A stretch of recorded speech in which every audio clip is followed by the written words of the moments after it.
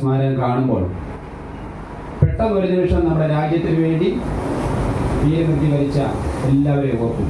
അതാണ് ആ സ്മാരകത്തിൻ്റെ ഏറ്റവും വലിയ പ്രത്യേകത ഞാൻ മനസ്സിലാക്കി.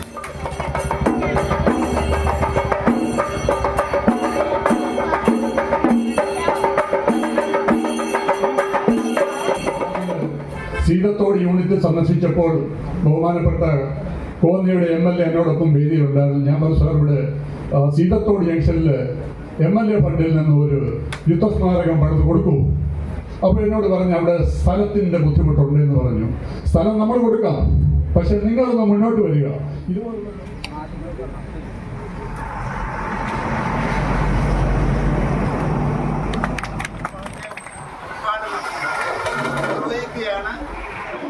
നന്ദി.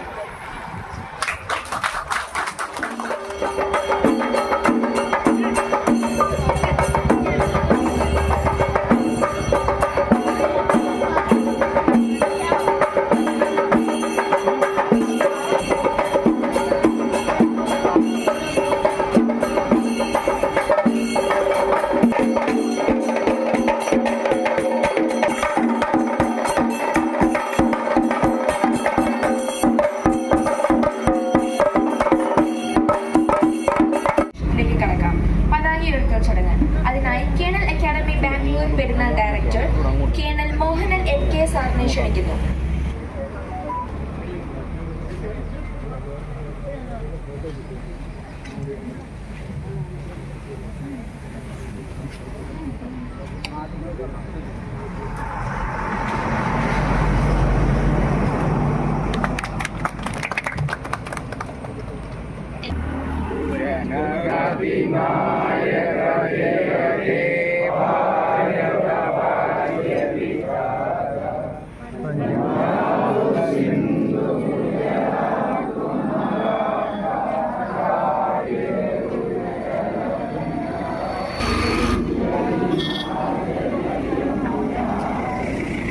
വരും തലമുറയ്ക്ക് പ്രചോദനം നൽകുന്നതിനുമായി ഒരു യുദ്ധസ്മാരകം നിർമ്മിച്ച് നാടിന് സമർപ്പിക്കുക എന്ന ആഗ്രഹവും സബലീകരിച്ചിരിക്കുകയാണ്.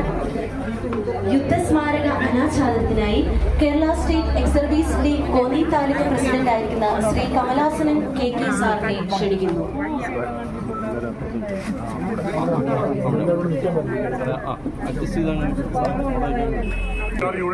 യുദ്ധസ്മാരകം അനാച്ഛാദനം ചെയ്യാൻ പോവുകയാണ്.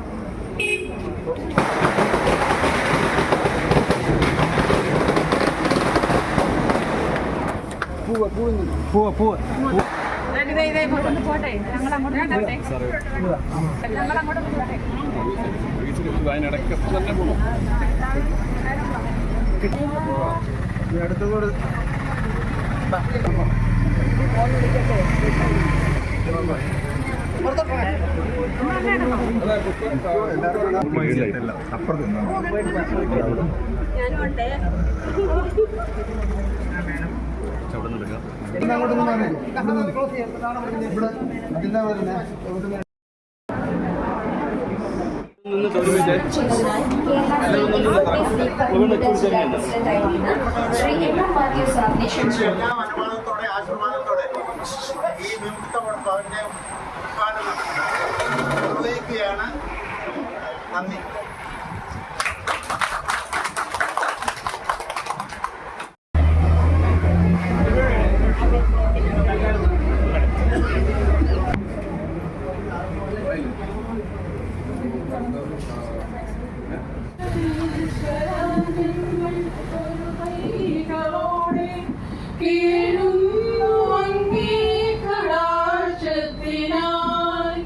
കൂട്ടായ്മയിലെന്നും അനുഗ്രഹം ചൊരിയുന്ന ത്രിലോകനാഥാദി കനിയേണമേ.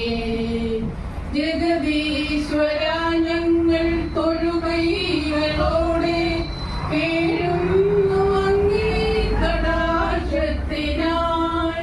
കൂട്ടായ്മയിലെന്നും അനുഗ്രഹം ചൊരിയുന്ന ത്രിലോകനാഥാദി കനിയേണമേ.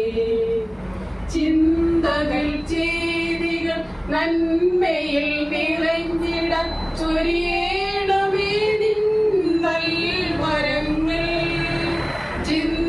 പകൽ ജീവികൾ നന്മയിൽ നിറഞ്ഞിട ചൊരിയേണമേ നൽവരങ്ങൾ സദ്ഗുണമാശയം ആത്മവിശ്വാസം ഞങ്ങളിലൂടെ ഒഴുക്കേണമേ സദ്ഗുണമാശയം ആത്മവിശ്വാസം ഞങ്ങളിലൂടെ ഒഴുക്കേണമേ ജഗദീശ്വര ഞങ്ങൾ തൊഴുകൈകളോടെ കേഴുന്നു അങ്ങേ കടാക്ഷത്തിനായി കൂട്ടായ്മയിലെന്നും അനുഗ്രഹം ചൊരിയുന്ന ത്രിലോകനാഥാനി കനിയേണമേ ജഗദീശ്വര. നമുക്ക് ഈ സമയം ഉപയോഗിക്കാം. Rajan E V, Latheef, Gracykutty, Kuttappan K K, Rajamma teacher, Valsamma Madhu, wife of Madhu S P, Mariyamma Thomas, mother of Nainan, Divakaran, Abraham Ashariyeth. അതിനോടൊപ്പം തന്നെ കാർഗിൽ യുദ്ധത്തിലും പഹൽഗാമിലും ഓപ്പറേഷൻ സിന്ദൂറിലും രാജ്യത്തിന് വേണ്ടി വീരമൃത്യു വരിച്ച ധീര ജവാന്മാരെ നമുക്ക് ഈ നിമിഷം ഓർക്കാം. എല്ലാവർക്കും ഒരു നിമിഷം എഴുന്നേറ്റ് നിന്ന് മൗനം ആചരിക്കും.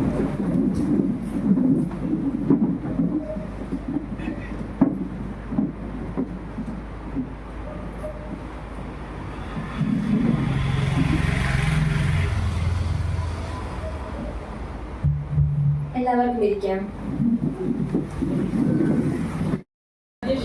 President Shri Gopinathan T K. അവർകൾ, നമ്മുടെ ചിറ്റാർ പഞ്ചായത്ത് പ്രസിഡന്റ്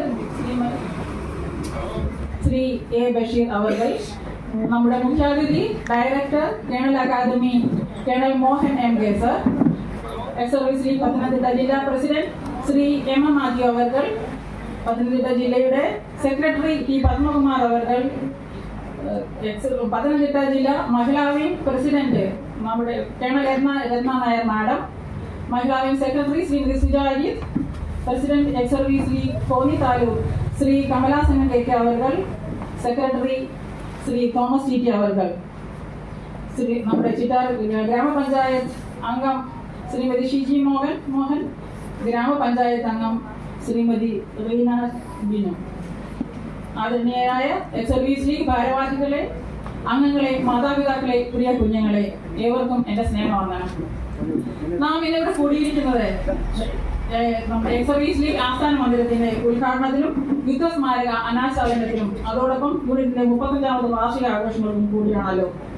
ഈ സ്ഥാപനം വെറും ഒരു ബിൽഡിംഗ് അല്ല, നമ്മുടെ രാജ്യത്തിന് വേണ്ടി സുവർണ കാലഘട്ടം മുഴുവൻ രാജ്യസേവനത്തിനായി സമർപ്പിച്ച വിമുക്തപരന്മാരുള്ള ആദരവും കൂടിയാണ്. ഇന്ന് ചിറ്റാറിലെ എക്സ് സർവീസ്മെന്റെ ഒരു ചിരകാല സ്വപ്നമാണ് യാഥാർത്ഥ്യമായിരുന്നത്. ഇതിനായി ആരംഭം മുതൽ പരിശ്രമിച്ച ഓരോ വ്യക്തികളെയും വീരമൃത്യു വരിച്ച ധീര ജവാന്മാരെയും ഈ സമയത്ത് ആദരപൂർവ്വം സ്മരിക്കുന്നു. ഈ സ്ഥാപനം നമ്മുടെ സഹനത്തിന്റെയും സാഹോദര്യത്തിന്റെയും പ്രതീകമായിരിക്കട്ടെ എന്ന് ആശംസിക്കുകയും ചെയ്യുന്നു. ഈ അവസരത്തിൽ എടുത്തു പറയേണ്ട ഒരു കാര്യം, 1990 എസ്റ്റാബ്ലിഷ് ആയ നമ്മുടെ ഈ സ്ഥാപനം ഒരു സ്വന്തമായ ഓഫീസ് നിർമ്മിക്കാൻ സ്ഥലം കണ്ടെത്തുവാൻ ബുദ്ധിമുട്ടിയ സാഹചര്യത്തിൽ തന്റെ അധ്വാനത്തിന്റെ സ്വന്തം ഭൂമി സോമനസോടെ നൽകി നമ്മുടെ രാജ്യത്തോടുള്ള ആദരവ് കാട്ടിയ നമ്മുടെ സെക്രട്ടറി ശ്രീ അനിൽകുമാർ അവർകൾ പ്രത്യേകം അഭിനന്ദനം അർഹിക്കുന്നു. അദ്ദേഹത്തോടും കുടുംബത്തോടുമുള്ള പ്രത്യേക നന്ദി സ്നേഹവും അറിയിക്കുന്നു. 65 അംഗങ്ങളുള്ള നമ്മുടെ ചിറ്റാർ യൂണിറ്റ് വളരെ ആക്റ്റീവായി പ്രവർത്തിക്കുന്നു. മഹിളാ വിംഗും മാതൃസംഘടനയോട് ചേർന്ന് പ്രവർത്തനം തുടരുന്നു. ഇനിയും ഞാൻ എന്റെ കർത്തവ്യത്തിലേക്ക് കടക്കട്ടെ. ആദ്യമായി നമ്മുടെ യോഗത്തിന്റെ അധ്യക്ഷൻ യൂണിറ്റ് പ്രസിഡന്റ് കൂടിയായ ശ്രീ ഗോപിനാഥൻ ടി.കെ. അവരുടെ ഈ യോഗത്തിലേക്ക് ആദ്യമായി സ്വാഗതം ചെയ്യുന്നു.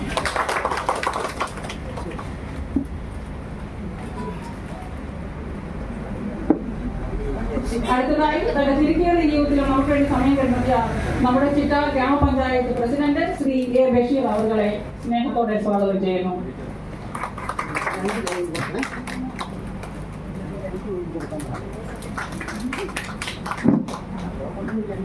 അടുത്തതായി നമ്മുടെ മുഖ്യ അതിഥി ബാംഗ്ലൂർ ആൻഡ് പെരിനാട് കേണൽ അക്കാദമിയുടെ ഡയറക്ടറായി പ്രവർത്തിക്കുന്ന കേണൽ മോഹൻ എം കെ സാറിനെ കൃത്യമായി സ്വാഗതം ചെയ്യുന്നു. അദ്ദേഹം നമ്മുടെ യൂണിറ്റ് അംഗം ശ്രീ മോഹൻ അവരുടെ ബന്ധുവും കൂടിയാണ്. തുടക്കം മുതലേ നമ്മുടെ സ്ഥാപനത്തിന് വേണ്ടി സാമ്പത്തികമായി വളരെ സഹായ സഹകരണങ്ങൾ ചെയ്തിരിക്കുന്ന ഒരു വ്യക്തിയും കൂടിയാണ്. ഏറ്റവും ആദരവോടെ അദ്ദേഹത്തെ ഈ യോഗത്തിലേക്ക് സ്വാഗതം ചെയ്യുന്നു. നമ്മുടെ ക്ഷണം സ്വീകരിച്ചു എത്തിയിരിക്കുന്ന പത്തനംതിട്ട ജില്ലയുടെ president Shri M M Mathew അവർകളെ ഈ യോഗത്തിലേക്ക് ആത്മസ്നേഹം സ്വാഗതം ചെയ്യുന്നു.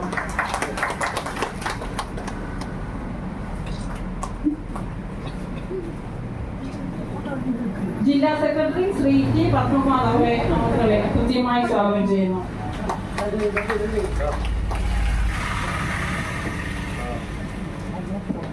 അടുത്തതായി മഹിളാ വിംഗ് പത്തനംതിട്ട ജില്ലാ പ്രസിഡന്റ് നമ്മുടെ പ്രിയങ്കരിയായ കേണൽ രത്ന നായർ മാഡത്തിനെ വളരെ സ്നേഹത്തോടെ ഈ വേദിയിലേക്ക് സ്വാഗതം ചെയ്യുന്നു.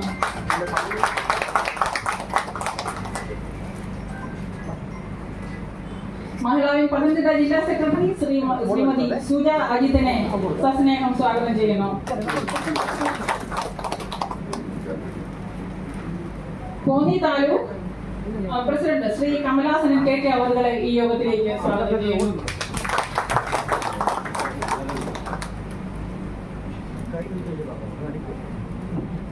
Konni taluk secretary Shri Thomas T അവരുടെ ഈ യോഗത്തിലേക്ക് ഹാർദമായി സ്വാഗതം ചെയ്യുന്നു.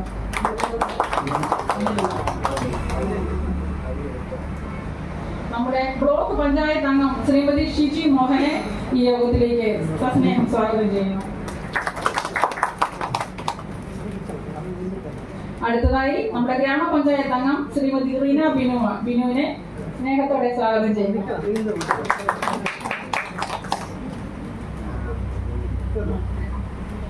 അടുത്തതായി വളരെ സീനിയർ ആയിട്ടുള്ള വളരെ ആദരവ് അർഹിക്കുന്ന നമ്മുടെ സ്ഥാപകങ്ങളായ ശ്രീ ജോൺ ബെറ്റവണ്ണൽ അവരുടെ ഈ യോഗത്തിലേക്ക് സ്ഥാപക പ്രസിഡന്റ് ആയിരുന്നു അദ്ദേഹം. അദ്ദേഹത്തെ ഈ യോഗത്തിലേക്ക് സ്വാഗതം. അടുത്തത് യൂണിറ്റ് സ്ഥാപക അംഗം ശ്രീ KPS നായർ സർ ഇവിടെ എത്തിയിട്ടില്ല. അദ്ദേഹവും വളരെ സീനിയർ ആയിട്ടുള്ള ഒരു അംഗമാണ്. അടുത്ത യൂണിറ്റ് സ്ഥാപക സെക്രട്ടറി ശ്രീ മാത്യു വർഗീസ് കൂടത്തിനാൽ അവരെ സ്വാഗതം ചെയ്യുന്നു. അദ്ദേഹം തന്റെ ശാരീരിക അസ്വസ്ഥതയുണ്ടെങ്കിൽ ഇവിടെ എത്തിയതിന് ഒത്തിരി നന്ദി. ഇനിയും ചിറ്റാർ യൂണിറ്റ് ഭാരവാഹികളായ vice president Shri Thomas P Abraham അവരെ സ്വാഗതം ചെയ്യുന്നു. സെക്രട്ടറി ശ്രീ അനിൽകുമാർ AR അവർ അടുത്തുകൊണ്ട് അദ്ദേഹത്തെ സ്വാഗതം ചെയ്യുന്നു.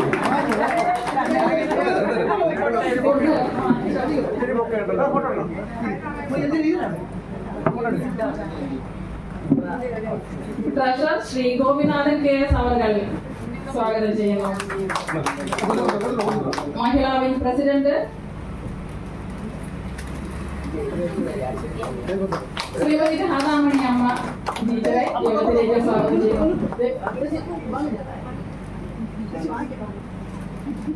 സെക്രട്ടറി ശ്രീമതി ഷീജ ബാബുവിനെ സ്വാഗതം ചെയ്യുന്നു. മഹിളാവിംഗ് ട്രഷറർ ശ്രീമതി സലീന സജിയെ സ്വാഗതം ചെയ്യുന്നു. ഇതിലുപരി നമ്മുടെ സമീപ യൂണിറ്റുകളിൽ നിന്നും സന്നിഹിതരായിരിക്കുന്ന ഓരോ യൂണിറ്റ് അംഗങ്ങളെയും വളരെ സ്നേഹത്തോടെ ഈ യോഗത്തിലേക്ക് സ്വാഗതം ചെയ്യുന്നു. അതോടൊപ്പം തന്നെ നമ്മുടെ ക്ഷണം സ്വീകരിച്ച് ഇവിടെ എത്തിയിരിക്കുന്ന ഓരോ വ്യക്തികളെയും ഈ യോഗത്തിലേക്ക് കൃത്യമായി സ്വാഗതം ചെയ്തുകൊണ്ട് എന്റെ വാക്കുകൾ ഞാൻ ഉപസംഹരിക്കുന്നു. നന്ദി, നമസ്കാരം. യോഗത്തിന്റെ അധ്യക്ഷ പദവി അലങ്കരിക്കുന്ന Chittar unit president Shri Gopinathan TK അധ്യക്ഷ പ്രസംഗത്തിനായി ക്ഷണിച്ചു. സദസ്സിലിരിക്കുന്ന എല്ലാ മാന്യ വ്യക്തികൾക്കും എൻ്റെ വിനീതമായ നമസ്കാരം.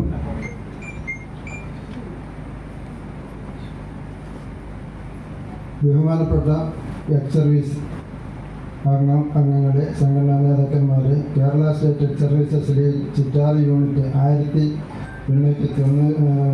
1989 മാർച്ചിൽ രൂപം കൊണ്ടിട്ടുള്ളതാണ്. അന്ന് മുതൽ മിക്കവാറും എല്ലാ മാസങ്ങളിലും ഒരു പ്രാവശ്യം വീതം മീറ്റിംഗ് കൂടുകയും യൂണിയൻ്റെ ജില്ലാ സംഘടനയും മീറ്റിങ്ങുകളിൽ കൂടുന്നു അറിയിക്കുമ്പോഴെല്ലാം പോയിട്ടുണ്ട്. ഒരാളെങ്കിലും യോഗത്തിൽ പങ്കെടുക്കുകയും അവിടെ നിന്ന് ലഭിക്കുന്ന വിമുക്ത ഭടന്മാരെ സംബന്ധിച്ച വിവരങ്ങൾ യൂണിറ്റ് അംഗങ്ങളെ അറിയിക്കുകയും ചെയ്തിട്ടുണ്ട്.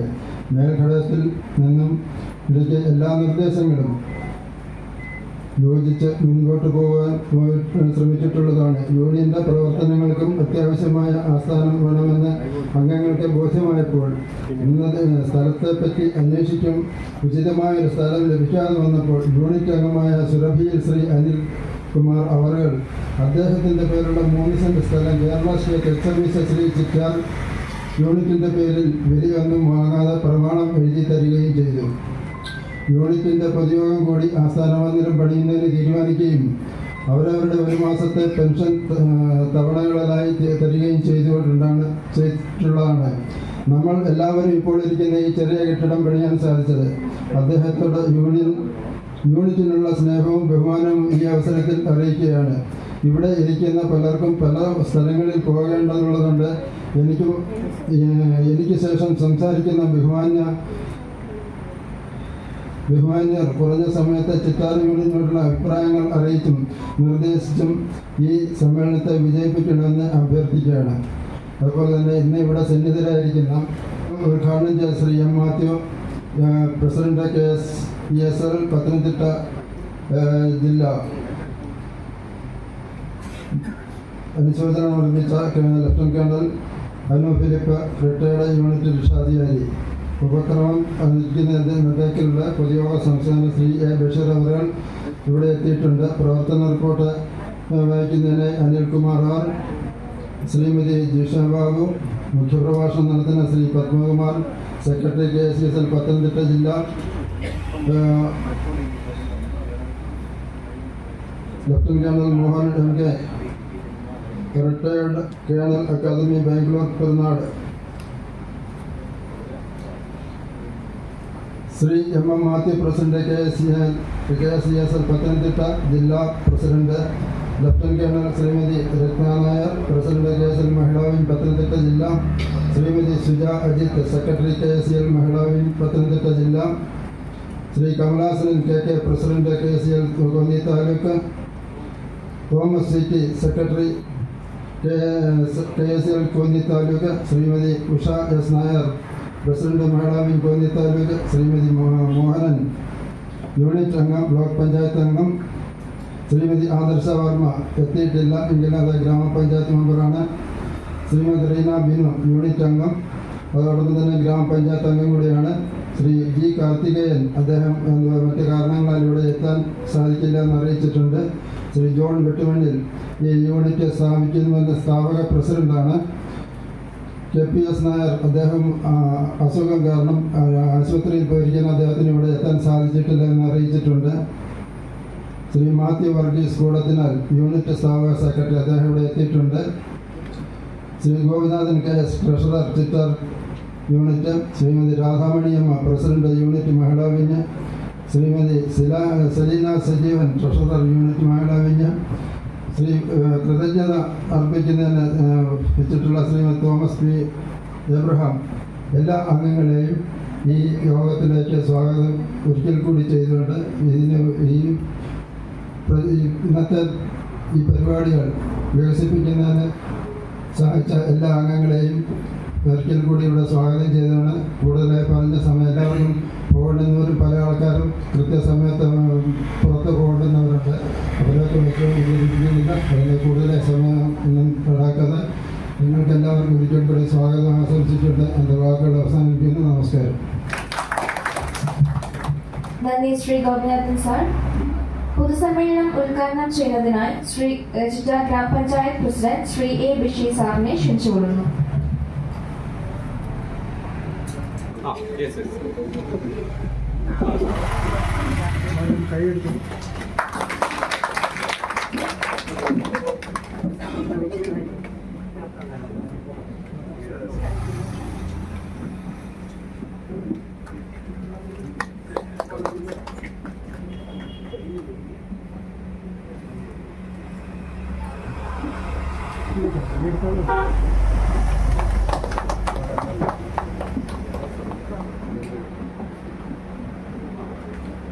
രണ്ടാം മൂന്നാം പേര് ചേർന്ന് ആൾക്കാർ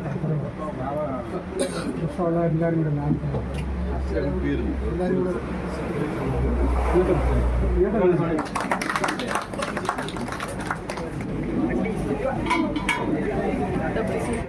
ബഹുമാനിയെ, ആദ്യമേ തന്നെ നമ്മുടെ രാജ്യത്തെ നാളിതുവരെ നമ്മുടെ രാജ്യത്തിന് വേണ്ടി വീരമൃത്യു വരിച്ച ധീര ജവാന്മാർക്ക് മുമ്പിൽ ഒരുപിടി രക്തപുഷ്പം അർപ്പിച്ചുകൊണ്ട് തുടങ്ങട്ടെ. അധ്യക്ഷൻ ഏറ്റവും ബഹുമാനിയനായ എൻ്റെ വാർഡിലെ ആളുകൂടിയാണ് പ്രിയപ്പെട്ട ഗോപിനാഥൻ ചേട്ടൻ അവർ, സ്വാഗതം ആശംസിച്ച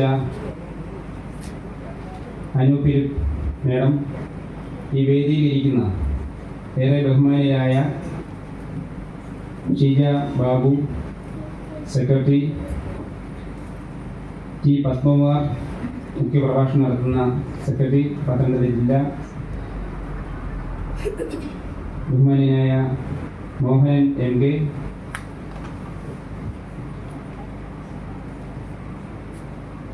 രത്ന നായർ പ്രസിഡന്റ് മഹിള വിങ് പത്തനംതിട്ട, ബഹുമാനിയ സുജ അജിത്ത്, ബഹുമാനിയായ വേദിയിലിരിക്കുന്ന ഈ സ്ഥാപനത്തിൻ്റെ ഈ സംഘടനയുടെ തുടക്കക്കാരനിൽ പ്രസിഡന്റായ ഞങ്ങളെല്ലാം പ്രിയങ്കരനായ ശ്രീ ജോൺ വെട്ടുമണി, ഗ്രാമപഞ്ചായത്ത് അംഗം ശ്രീമതി റീന ബിനു, ബ്ലോക്ക് പഞ്ചായത്ത് അംഗം ഷിജി മോഹൻ അടക്കം നമുക്കിന്നിവിടെ ഒരുമിച്ച് കൂടാൻ അവസരം ഉണ്ടാക്കി തന്ന ഏറെ പ്രിയപ്പെട്ട അനിൽകുമാർ അവർ അടക്കം വേദിയിലിരിക്കുന്ന സദസ്സിലിരിക്കുന്ന ബഹുമാനിയരായ എല്ലാവർക്കും നമസ്കാരം. വളരെയധികം അഭിമാനത്തോടെയാണ് നമ്മൾ എല്ലാവരോടും ഒരുമിച്ച് കൂടുന്നത്. മറ്റുള്ളൊരു മീറ്റിംഗ് പോലെയല്ല ഇത്. ഞാൻ സത്യം പറഞ്ഞാൽ വിളക്ക് കത്തിച്ചപ്പോൾ വിളക്കേറ്റി തന്നപ്പോൾ ഞാൻ ഒരുമിച്ച് എൻ്റെ മനസ്സിൽ പ്രാർത്ഥിച്ചു. ഈ വിളക്ക് കത്തിക്കാൻ അവസരം ഉണ്ടാക്കി തന്ന അവരാണ് നിങ്ങൾ, നമുക്ക് മുമ്പേ കടന്നുപോയവർ. ആ ഒരു സംഘടനയാണ് നമ്മൾ. ആ ഒരു സംഘടനയുടെ ആസ്ഥാന മന്ദിരമാണ് നമ്മളിപ്പം ഉദ്ഘാടനം ചെയ്തത്. അതിലൊരു മറ്റൊരു കാര്യം, നമ്മുടെ ചിറ്റാറിനെ സംബന്ധിച്ചിടത്തോളം നമുക്കറിയാം, ഒരു യുദ്ധസ്മാരകം എന്നൊക്കെ നമ്മൾ മറ്റു സ്ഥലങ്ങൾ കണ്ടിട്ടുണ്ടെങ്കിൽ അതും ഇന്നിവിടെ സ്ഥാപിക്കപ്പെടുകയാണ്. ഇനി ഇതിന് മുമ്പ് അത് അനാച്ഛാദനം ചെയ്തു, ഉദ്ഘാടനം നടത്തി. ഞാനിവിടെ വന്നപ്പോൾ അവിടെ പുഷ്പം അർപ്പിച്ചാണ് കയറി വന്നത്. ഇനിയിപ്പോൾ ഇതിലെ പോകുന്ന എല്ലാവരും ആ യുദ്ധസ്മാരകം കാണുമ്പോൾ പെട്ടെന്ന് ഒരു നിമിഷം നമ്മുടെ രാജ്യത്തിന് വേണ്ടി വീരമൃത്യു വരിച്ച എല്ലാവരെയും ഓർക്കും. അതാണ് ആ സ്മാരകത്തിൻ്റെ ഏറ്റവും വലിയ പ്രത്യേകത ഞാൻ മനസ്സിലാക്കുന്നത്. ബഹുമാനിയെ, നമ്മൾ ഇവിടെ 90-ലാണ് ഇതിൻ്റെ തുടക്കം കുറിച്ചതെന്ന് ഞാൻ മനസ്സിലാക്കുന്നു. ഞാൻ തുടക്കക്കാരനാണ്, നമ്മുടെ ബഹുമാനപ്പെട്ട ജോൺ വെട്ടുമണി അടക്കം. ഞാൻ പഞ്ചായത്ത് മെമ്പറായി 2010-15 പഞ്ചായത്ത് മെമ്പറായ സമയത്തൊക്കെ ഈ സംഘടനയുടെ പ്രവർത്തനം നടത്താൻ വേണ്ടി കമ്മ്യൂണിറ്റി ഹാള് പ്രിയപ്പെട്ട കോഴിച്ചേട്ടൻ താക്കോൽ എടുക്കാൻ വരുന്ന ഞാൻ ഓർക്കുന്നുണ്ട്. പഞ്ചായത്ത് കമ്മ്യൂണിറ്റി ഹാളിലും SNDPയിലും മറ്റുള്ള സ്ഥലങ്ങളിലൊക്കെയാണ് ഇതിൻ്റെ സംഘടന നടന്നു വന്നത്. വളരെ സന്തോഷം. ഈ പറഞ്ഞ പോലെ ഒത്തുകൂടാനൊരിടം, അതാണ് ഏറ്റവും വലിയ കാര്യം. അതിന് ഇന്ന് ചിറ്റാറിലെ എക്സ് സർവീസ് ലീഗ് അംഗങ്ങളായി പ്രവർത്തിക്കുന്ന എല്ലാവരും ആ ഒരു ധന്യമായ മുഹൂർത്തം സാധിച്ചതിലുള്ള സന്തോഷത്തോടാണ് അനുഭവിക്കുന്നത്. ഈ സംഘടന ഞാൻ മനസ്സിലാക്കുന്നത് വളരെ സജീവമായി കേരളത്തിൽ എല്ലാ സ്ഥലങ്ങളിലും ഉണ്ട്. ചിറ്റാറിൽ ഈ കഴിഞ്ഞ കാലങ്ങളെ അപേക്ഷിച്ച് ഇപ്പോൾ ഒന്നുകൂടി മെച്ചപ്പെട്ട രീതിയിൽ എല്ലാ തരത്തിലും നിങ്ങൾ വളരെ സജീവമായി ഇടപെട്ട് പ്രവർത്തിക്കുന്ന ഒരാളാണ്. അത് ഞങ്ങളൊക്കെ ഈ രാഷ്ട്രീയ പാർട്ടി പ്രതിനിധികൾ ഈ നമ്മുടെ ആഗസ്റ്റ് 15-നും റിപ്പബ്ലിക്കിനുമൊക്കെ ദേശീയ പതാക കളത്താൻ വേണ്ടി ഞങ്ങൾ സ്ഥലം വരുമ്പോൾ കൃത്യസമയത്ത് ചെയ്തിട്ട് പോകുന്ന ആ കൃത്യനിഷ്ഠ ജീവിതത്തിൽ ഉള്ള ഒരു കൂട്ടം ആളുകളാണ് നിങ്ങളിത്. അത് റിട്ടയർമെൻ്റ് ആയാലും ജീവിതത്തിൽ അത് കൈവിട്ടിട്ടില്ല. അത് വലിയൊരു കാര്യം തന്നെയാണ്. മറ്റൊരു കാര്യം പറഞ്ഞ പോലെ നമ്മുടെ രാജ്യത്ത് ഞങ്ങളൊക്കെ ഈ സ്കൂളിൽ പഠിക്കുന്ന പോകുന്ന സമയത്ത് ഇതിലേക്ക് പോകുമ്പോൾ ഒരു കാര്യം പറയട്ടെ, ഇതിലേക്ക് പോകുമ്പോൾ ഈ സൈഡിൽ പോകാൻ പേടിയുള്ളവരാണ് ഞങ്ങൾ. ഒരു വലിയ തൂക്കാട്ട് കിടന്ന സ്ഥലമാണ്. ഇന്നത് വളരെ മനോഹരമായ രീതിയിൽ ഈ ബിൽഡിംഗ് പണിതു എന്ന് പറയുമ്പോൾ മറ്റൊരു കാര്യം കൂടിയാണ്. അതിന് പ്രത്യേകമായി ഈ സ്ഥലം വിട്ടതെന്ന് അനിൽകുമാറിനെ ചിറ്റാറ് ഗ്രാമപഞ്ചായത്തിൻ്റെ പേര് ഒരു അഭിനന്ദനം അറിയിക്കുകയാണ്. കാരണം ഒരുപാട് ആളുകൾ നമ്മൾ ഈ പറഞ്ഞ പോലെ സ്ഥലം ഒരു വലിയ പ്രശ്നമാണല്ലോ അല്ലേ. ഇപ്പോൾ വീട് സ്ഥലമില്ലാത്ത ഒരുപാട് ആളുകൾ അപേക്ഷ സർക്കാർ വാങ്ങിച്ചു. കേരളത്തിലെ ലൈഫിൻ്റെ പദ്ധതിയിൽ ഉൾപ്പെടുത്തി 9 ലക്ഷം ആളുകളാണ് അപേക്ഷ കൊടുത്തത്. സർക്കാർ തന്നെ ഞെട്ടിപ്പോയി, ഇത്രയും പേർക്ക് എങ്ങനെ വീട് കൊടുക്കാൻ പറ്റും. ഇന്നും അതിന് പരിഹാരം കാണാൻ പറ്റില്ല. കുറച്ച് പേർക്ക് കൊടുത്തു, കുറച്ച് പേർക്ക് കൊടുത്തിട്ടില്ല. അപ്പോൾ സ്ഥലം ഒരു വലിയ പ്രശ്നം തന്നെയാണ്. പിന്നെ മറ്റൊരു കാര്യം പറഞ്ഞ പോലെ നമ്മുടെ രാജ്യത്ത് ഞാൻ അടക്കമുള്ള നമ്മളെല്ലാവരും, ഞങ്ങൾ ഉദ്ദേശിച്ചത് നിങ്ങൾ ഒഴികെ ഈ രാജ്യത്ത് ഞങ്ങളെല്ലാവരും സുഖമായി ഉറങ്ങിയപ്പോൾ ഞങ്ങൾ ഉറങ്ങുന്നതിന് വേണ്ടി കാവലിരുന്നവരാണ് നിങ്ങൾ. ഞങ്ങൾ ഭക്ഷണം കഴിച്ചപ്പോൾ നിങ്ങൾ കഴിക്കാതെ ഞങ്ങൾക്ക് വേണ്ടി കഴിക്കാൻ വേണ്ടി അവസരം ഉണ്ടാക്കി തന്നവരാണ് നിങ്ങൾ. ഞങ്ങൾ നല്ല വസ്ത്രങ്ങൾ ധരിച്ചപ്പോൾ അതിന് അവസരം ഉണ്ടാക്കി തന്നവരാണ് നിങ്ങൾ. ഈ രാജ്യത്ത് ഇന്ന് കാണുന്നത് ഒക്കെയും നിങ്ങളുടെ സംഭാവനയാണ്. ഒരിക്കലും ഈ രാജ്യത്ത് നിങ്ങളില്ലാതെ നിങ്ങളെ മറന്ന് മുന്നോട്ട് പോകാൻ കഴിയില്ല എന്നുള്ളതാണ് ഒരു പ്രത്യേകത. ഇവിടെ ഈ ധന്യമായ മുഹൂർത്തത്തിൽ പങ്കെടുക്കുവാൻ നിങ്ങളെ കാണാൻ കഴിഞ്ഞത് വളരെയധികം സന്തോഷം. ചിരാർ ഗ്രാമപഞ്ചായത്തിലെ പ്രസിഡന്റ് എന്ന നിലയിൽ ഞാൻ ഈ പ്രസിഡന്റായിട്ടാണ് 1.5 വർഷക്കാലം ആകുന്നതേ ഉള്ളൂ, 1 വർഷം പിന്നിടുന്നേ ഉള്ളൂ. അതിന് മുമ്പ് പഞ്ചായത്ത് മെമ്പറായിട്ടാണ് നിന്നിട്ടുള്ളത്. ഞാൻ എൻ്റെ ജീവിതത്തിൽ ഏറ്റവും വലിയ ഒരു ധന്യമായ മുഹൂർത്തത്തിൽ പങ്കെടുത്തു ഏതാണെന്ന് ചോദിച്ചാൽ തീർച്ചയായിട്ടും ഈ അഭിമാന നിമിഷത്തിൽ പറയട്ടെ, ഇത് തന്നെയാണ് എൻ്റെ ജീവിതത്തിൽ ഏറ്റവും വലിയ ഒരു ധന്യമായ മുഹൂർത്തം. ഞാൻ ഉറപ്പിച്ചു പറയും, മനസ്സിൽ കൈകൊട്ട് പറയും. കാരണം മുമ്പേ പറഞ്ഞതുപോലെ നമ്മുടെ രാജ്യത്തിന് വേണ്ടി വിവിധ സ്ഥലങ്ങളിൽ വ്യത്യസ്തങ്ങളായ രീതിയിൽ നമ്മുടെ നാടിന് വേണ്ടി അഹോരാത്രം ജീവിതത്തിൻ്റെ നല്ലൊരു പ്രായം, അതാണ് മറ്റൊരു പ്രത്യേകത. ആരോഗ്യമുള്ള സമയത്ത് ഈ രാജ്യത്തിന് വേണ്ടി ജോലി ചെയ്തവർ, ഈ രാജ്യത്ത് മറ്റുള്ള ജനങ്ങൾക്ക് വേണ്ടി ഇപ്പോഴും ഈ പറഞ്ഞ പോലെ ജീവിച്ച നിങ്ങളെ ഒരിക്കലും മറക്കാൻ കഴിയില്ല. ധന്യമായ ഈ മുഹൂർത്തത്തിൽ ഒരിക്കൽ കൂടി നിങ്ങളെ എല്ലാവരെയും സ്മരിക്കുന്നു. നമുക്ക് മുമ്പേ കടന്നുപോയ ഈ രാജ്യത്തിന് വേണ്ടി ജീവൻ ബലിയർപ്പിക്കട്ട എല്ലാ ധീര ജവാന്മാരുടെ മുമ്പിലും ഒരിക്കൽ കൂടി രക്തപുഷ്പം അർപ്പിച്ചുകൊണ്ട് ഞാൻ ഈ എൻ്റെ ചെറിയ വാക്കുകൾ നിർത്തുകയാണ്. ഈ ധന്യമായ ഈ മുഹൂർത്തം എന്നെ ക്ഷണിച്ചതിലുള്ള ഇതിൻ്റെ സംഘാടകരുള്ള നന്ദി കൂടി അറിയിക്കുന്നു. ഈ പൊതുസമ്മേളനം ഉദ്ഘാടനം ചെയ്യുക എന്നുള്ളതാണ് എന്നെ ഏൽപ്പിച്ചത് കർത്തവ്യം. നിങ്ങളെല്ലാവരുടെയും അനുമതിയോടുകൂടി സന്തോഷത്തോടെ നിറഞ്ഞ മനസ്സോടെ ഈ പൊതുസമ്മേളനം നിങ്ങളെല്ലാം സാക്ഷി നിർത്തി ഉദ്ഘാടനം ചെയ്ത് അറിയിച്ചുകൊണ്ട് നിർത്തുന്നു. നന്ദി, നമസ്കാരം, ജയ് ഹിന്ദ്. അടുത്തതായി Kerala state X-service league Chittar unit പ്രവർത്തന റിപ്പോർട്ട് അവതരിപ്പിക്കുന്നതിനായി ചിറ്റാർ യൂണിറ്റ് സെക്രട്ടറി ആയിരിക്കുന്ന ശ്രീ അനിൽകുമാർ AR വേദിയിലിരിക്കുന്ന നമ്മുടെ ബഹുമാനനായ അധ്യക്ഷൻ യൂണിറ്റ് പ്രസിഡന്റ് ശ്രീ ഗോപിനാഥൻ അവർ, മറ്റു വേദിയിലും സദസ്സിലുമുള്ള എല്ലാ അംഗങ്ങൾക്കും ഒറ്റവാക്കിൽ നമസ്കാരം. കാരണം ഇത്രയും ലിസ്റ്റ് പറഞ്ഞു പോകുന്നതാണ് ആലോചിക്കുന്നുള്ളൂ, അതിൻ്റെ ആവശ്യമില്ലെന്നുകൊണ്ടാണ്, ക്ഷമിക്കണം. ഇന്ന് ഇപ്പം ഇവിടെ ഇരിക്കുന്നതിൽ ബഹുഭൂരിപക്ഷം ആൾക്കാരും കഴിഞ്ഞ രാത്രി നന്നായിട്ട് പ്രാർത്ഥിച്ച് കാണും എന്നുള്ള ഉറപ്പ് എനിക്കുണ്ട്. കാരണം 2-3 ദിവസമായിട്ട് അതുപോലെ മഴയായിരുന്നു. ഞാൻ 2 മണിക്ക് എഴുന്നപ്പോഴും ജല്ലിക്കുളം നോക്കി മഴ പെയ്യുന്നുണ്ട്. 3 മണിക്ക് അതിൻ്റെ സ്ഥിതി രാവിലെ ഉണ്ട്. അപ്പോൾ എന്നാലും ഞാൻ നമ്മുടെയൊക്കെ ഇത്രയും കഷ്ടപ്പാടല്ലേ, എന്തായാലും ദൈവത്തിൽ വിശ്വസിക്കുന്ന ആൾക്കാരാണ് കൂടുതലും. അപ്പോൾ നമ്മളെ അങ്ങനെ ദൈവം കൈവിടിയില്ല എന്നൊരു വിശ്വാസം ഉണ്ടായിരുന്നു.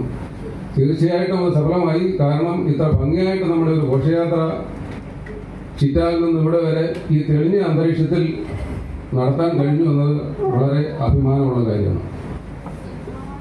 ഒറ്റ പണി മാത്രം ചവിട്ടാൻ, ഒരു 2-3 പണി ചവിട്ടാതെ കയറാവുന്ന വീടുകൾ ഒരിടത്തും കാണത്തില്ല. ലിഫ്റ്റ് പോട്ടെ, ഇതൊന്നും കാണത്തില്ല. അപ്പോൾ ഇനി ആ ഒരു എക്സ്ക്യൂസ് പറഞ്ഞ് ആരും മാറി നിൽക്കരുത്. കാരണം വണ്ടി കൊണ്ട് അവിടെ നിർത്തുക, ഒരു സ്റ്റെപ്പ് കയറുക, ഇങ്ങോട്ട് വരിക, വേണം നിങ്ങൾ കൈ പിടിച്ചകത്ത് കൊണ്ടുവരിക, ഒരു പ്രശ്നവുമില്ല. പറയും, എൻ്റെ ഭാര്യയ്ക്ക് തീരെ വയ്യേ എന്തോ, അവർക്ക് നടക്കാൻ വയ്യ. അവിടെ രാവിലെ 4 കിലോമീറ്റർ നടന്നിട്ട് വന്നിരിക്കുക. രാവിലെ 6 മണിക്ക് പണി തുടങ്ങി രാത്രി 10 മണിയായിട്ടും തീരുന്നില്ല. അതിനൊന്നും കുഴപ്പമില്ല. പറയും 2ാം ഞായറാഴ്ച 4:30 1 മണിക്കൂർ നേരത്തേക്ക് ഇവിടെ വരണമെന്ന് പറയുന്നുണ്ടേ. എന്ത് പറ്റി? അവർക്ക് തീരെ വയ്യ. ചോദിച്ചു കഴിഞ്ഞാലോ, എന്ത് ചെയ്യാൻ, ആ പക്ഷെ എന്നെ കൊണ്ടുപോകുന്നില്ല. യഥാർത്ഥത്തിൽ അതാണ്, ആ മനുഷ്യൻ നിങ്ങളെ കൊണ്ടുവരുന്നില്ല. അതാണ് സത്യം. അപ്പം നിങ്ങൾ ചെയ്യേണ്ടുന്ന കാര്യം എന്ന് പറഞ്ഞു കഴിഞ്ഞാൽ, നമുക്കറിയാം 2ാം ഞായറാഴ്ചയാണ് നമ്മുടെ മീറ്റിംഗ്. അപ്പം നിങ്ങൾ 4 മണിയാകുമ്പോഴത്തേക്ക് റെഡി ആകുക. ഒന്നും പറയണ്ട, ഒരു 4:15 പറയാം, അച്ഛാ അല്ല ചേട്ടാ റെഡിയായി, നമുക്ക് പോകണ്ടേ? എവിടെ? അത് നിങ്ങൾ മറന്നു പോകാം, നമ്മുടെ മീറ്റിങ്ങിന് പോകണ്ടേ? ഡ്രൈവിംഗ് അറിയാവുന്നവരാണെങ്കിൽ വണ്ടി സ്റ്റാർട്ട് ചെയ്ത് ഇവിടെ കയറിയിരിക്കുക, അല്ലാത്തവരാണെങ്കിൽ സെക്കൻഡ് സീറ്റ് കയറി ഇരിക്കുക, അല്ലെങ്കിൽ സ്കൂട്ടറിന്റെ പുറകിലേക്ക് ഇരിക്കുക. അങ്ങനെ 2 തവണ ചെയ്ത് കഴിയുന്നുണ്ടെങ്കിൽ നിങ്ങൾക്ക് ഉത്സാഹമാവും, അവരും കൊണ്ടുവരും. അപ്പോൾ അങ്ങനെ ഇനി ഉള്ള നമ്മുടെ ഇവിടുത്തെ പ്രവർത്തനം, കാരണം ഇവിടെ നമ്മുടെ ഈ സ്ഥാപനം പടുത്തുയർത്തുന്ന സമയത്ത് രാഷ്ട്രീയ പാർട്ടികൾ, മറ്റ് സംഘടനകൾ അവരൊക്കെ നമ്മളെ അനുമോദിച്ചിട്ടുണ്ട്. കാര്യം പറയാൻ, നിങ്ങൾ 10-60 പേര് കൂടിയിട്ട് ഇത്തരം ഒരു സംഭവം എങ്ങനെ നടന്നു എന്ന് ചോദിച്ചു കഴിഞ്ഞാൽ അങ്ങ് നടന്നു, അത്രേ ഉള്ളൂ. അപ്പം സംഘടന കൊണ്ടേ ശക്തരാകാൻ പറ്റുള്ളൂ. പിന്നെ ചില ആൾക്കാർ കരുതും, ഞാൻ പോയില്ലെങ്കിലും കാര്യങ്ങൾ എന്തായാലും പെൻഷൻ മുടങ്ങില്ല, എൻ്റെ കാൻറ്റീൻ ഫെസിലിറ്റി മുടങ്ങുകയില്ല, എൻ്റെ ECHS ഫെസിലിറ്റി മുടങ്ങുകയില്ല, ഇതെല്ലാം എനിക്ക് കിട്ടും. പക്ഷേ നമ്മൾ ചിന്തിക്കേണ്ടുന്ന ഒരു കാര്യമുണ്ട്. ഇതിനു വേണ്ടി കഷ്ടപ്പെടുന്ന കുറേ ആൾക്കാർ വർഷങ്ങളായിട്ട് ഡൽഹി ജന്തർ മന്ദിറിലെ ഇതിനു വേണ്ടി വെയിലും മഴയും കൊണ്ട് കഷ്ടപ്പെടുന്ന ആൾക്കാർ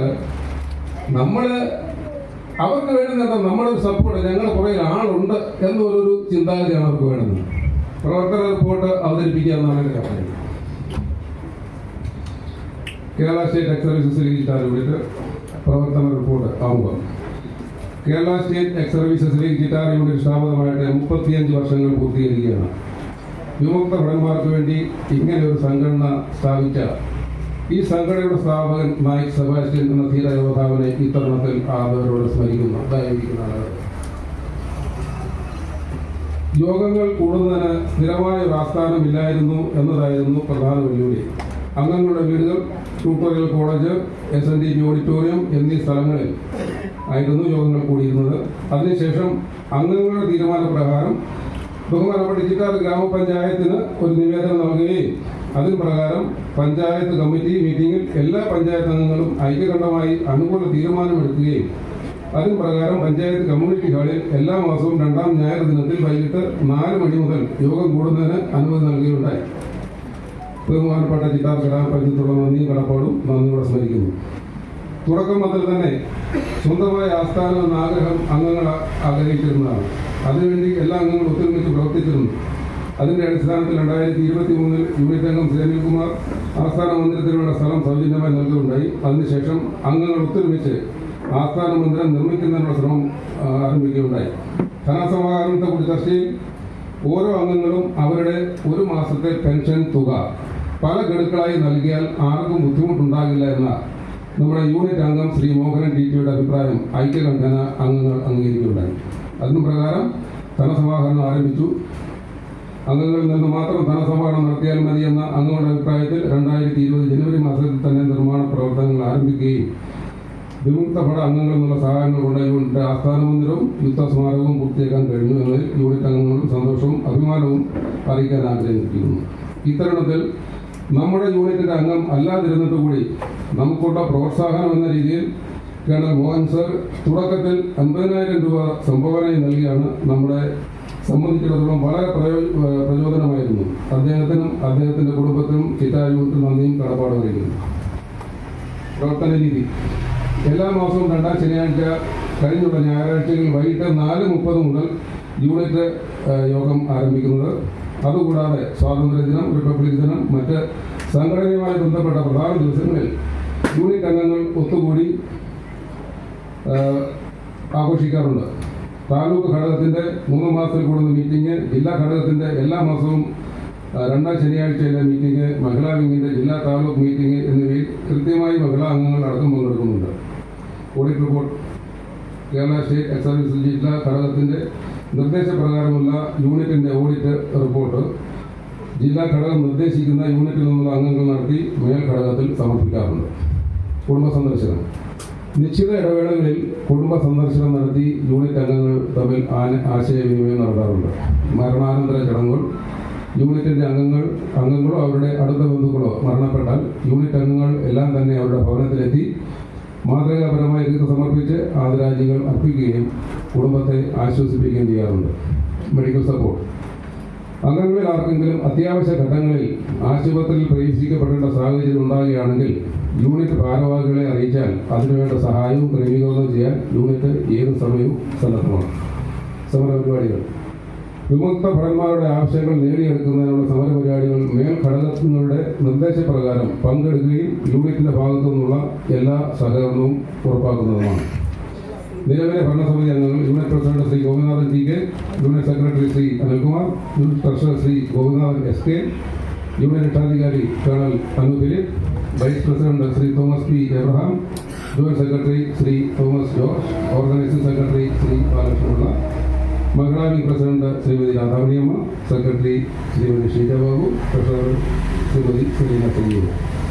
ഇതാണ് ഈ യൂണിറ്റ് പ്രവർത്തന റിപ്പോർട്ട്. ഈ റിപ്പോർട്ട് ഈ പൊതുയോഗത്തിൽ ഞാൻ സമർപ്പിക്കുന്നു. നന്ദി. യൂണിറ്റ് പ്രവർത്തന റിപ്പോർട്ട് അവതരിപ്പിക്കുന്നതിനായി യൂണിറ്റ് മഹിളാ വിംഗ് സെക്രട്ടറിയായ ശ്രീമതി ഷീജ ബാബുവിനെ ക്ഷണിച്ചുകൊള്ളുന്നു. ഈ യോഗത്തിന്റെ അധ്യക്ഷൻ ഗോപിനാഥൻ സാർ അവർക്ക് ബാക്കി സ്റ്റേജ് വേദിയിലും സദസ്സിലും ഇരിക്കുന്ന എല്ലാവർക്കും എൻ്റെ നമസ്കാരം. ഈ സമയത്ത് കൂടുതൽ പറഞ്ഞു, സാർ എല്ലാ കാര്യങ്ങളും പറഞ്ഞു, ഇനി കൂടുതൽ പറഞ്ഞ് ഞാൻ പിന്നില്ല, എൻ്റെ കർത്തവ്യത്തിലേക്ക് കടക്കാം. Kerala state ex service league Chittar യൂണിറ്റിന്റെ മഹിളാവിംഗ് തുടക്കം മുതൽ തന്നെ മാതൃസംഘടനയുമായി ഒത്തൊരുമിച്ച് പ്രവർത്തിച്ചിരുന്നതാണ്. കോവിഡിന്റെ കാലത്ത് പ്രവർത്തനം മന്ദിഭവിക്കുകയുണ്ടായി. അതിനുശേഷം മഹിളാവിംഗ് പുനരുജ്ജീവിപ്പിക്കുകയും കൂടുതൽ നല്ല രീതിയിൽ തന്നെ ഇപ്പോൾ പ്രവർത്തിച്ചു വരികയും ചെയ്യുന്നു. മാതൃസംഘടനയുടെ എല്ലാവിധ പ്രോത്സാഹനങ്ങളും മഹിളാവിംഗിന് ലഭിക്കുന്നുണ്ട്. എല്ലാ മാസവും 2ാം ഞായറാഴ്ചകളിൽ മാതൃസംഘടനയോടൊപ്പം തന്നെ മഹിളാവിംഗിന്റെ പ്രവർത്തനവും നടന്നു വരുന്നു. താലൂക്കിന്റെ മീറ്റിങ്ങുകളിലും ജില്ലാ ഘടകത്തിന്റെ മീറ്റിങ്ങുകളിലും കൃത്യമായി പങ്കെടുക്കുന്നുണ്ട്. ഇൻഡിപെൻഡൻസ് ഡേയും റിപ്പബ്ലിക് ഡേയും ഞങ്ങൾ നല്ല രീതിയിൽ തന്നെ ആഘോഷിക്കുന്നു. ഭവന സന്ദർശനം മാസങ്ങളുടെ ഇടവേളകളിൽ ഭവന സന്ദർശനം നടത്തുകയും യൂണിറ്റ് അംഗങ്ങളുടെ കുടുംബത്തിന്റെ ക്ഷേമകാര്യങ്ങളെ പറ്റി അന്വേഷിക്കാറുണ്ട്. യൂണിറ്റ് അംഗങ്ങളുടെയോ അടുത്ത ബന്ധുക്കളുടെയോ മരണാനന്തര ചടങ്ങുകളിൽ എല്ലാ അംഗങ്ങളും കൃത്യമായി പങ്കെടുക്കുകയും കുടുംബങ്ങളെ ആശ്വസിപ്പിക്കുകയും ആദരാഞ്ജലികൾ അർപ്പിക്കുകയും ചെയ്യാറുണ്ട്. രോഗാവസ്ഥയിലുള്ള ആൾക്കാരുടെ ഭവനങ്ങൾ സന്ദർശിക്കുകയും രോഗികൾക്ക് സ്വാതന്ത്ര്യം നൽകുകയും ചെയ്യാറുണ്ട്. ആസ്ഥാന മന്ദിരത്തിന്റെ നിർമ്മാണ പ്രവർത്തനങ്ങളിൽ മഹിളാവിംഗ് നല്ല രീതിയിൽ പ്രവർത്തനം കാഴ്ചവെച്ചിട്ടുണ്ട്.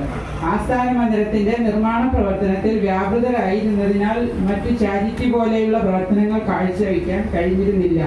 ഇനിയും അങ്ങനെയുള്ള കാര്യങ്ങളിൽ കൂടുതൽ ശ്രദ്ധ പതിപ്പിക്കാൻ കഴിയുമെന്ന് പ്രത്യാശിക്കുന്നു. നിലവിലെ ഭരണാധികാരി പ്രസിഡന്റ് രാധാമണി അമ്മ, മഹിളാവിംഗിന്റെ മാത്രമേ ഞാൻ പറയുന്നുള്ളൂ. സെക്രട്ടറി ഷിജ ബാബു, ട്രഷറർ സെലീന രാജീവൻ, രക്ഷാധികാരി lieutenant colonel Anu Philip, vice president Geetha Anilkumar, joint secretary Krishnakumari.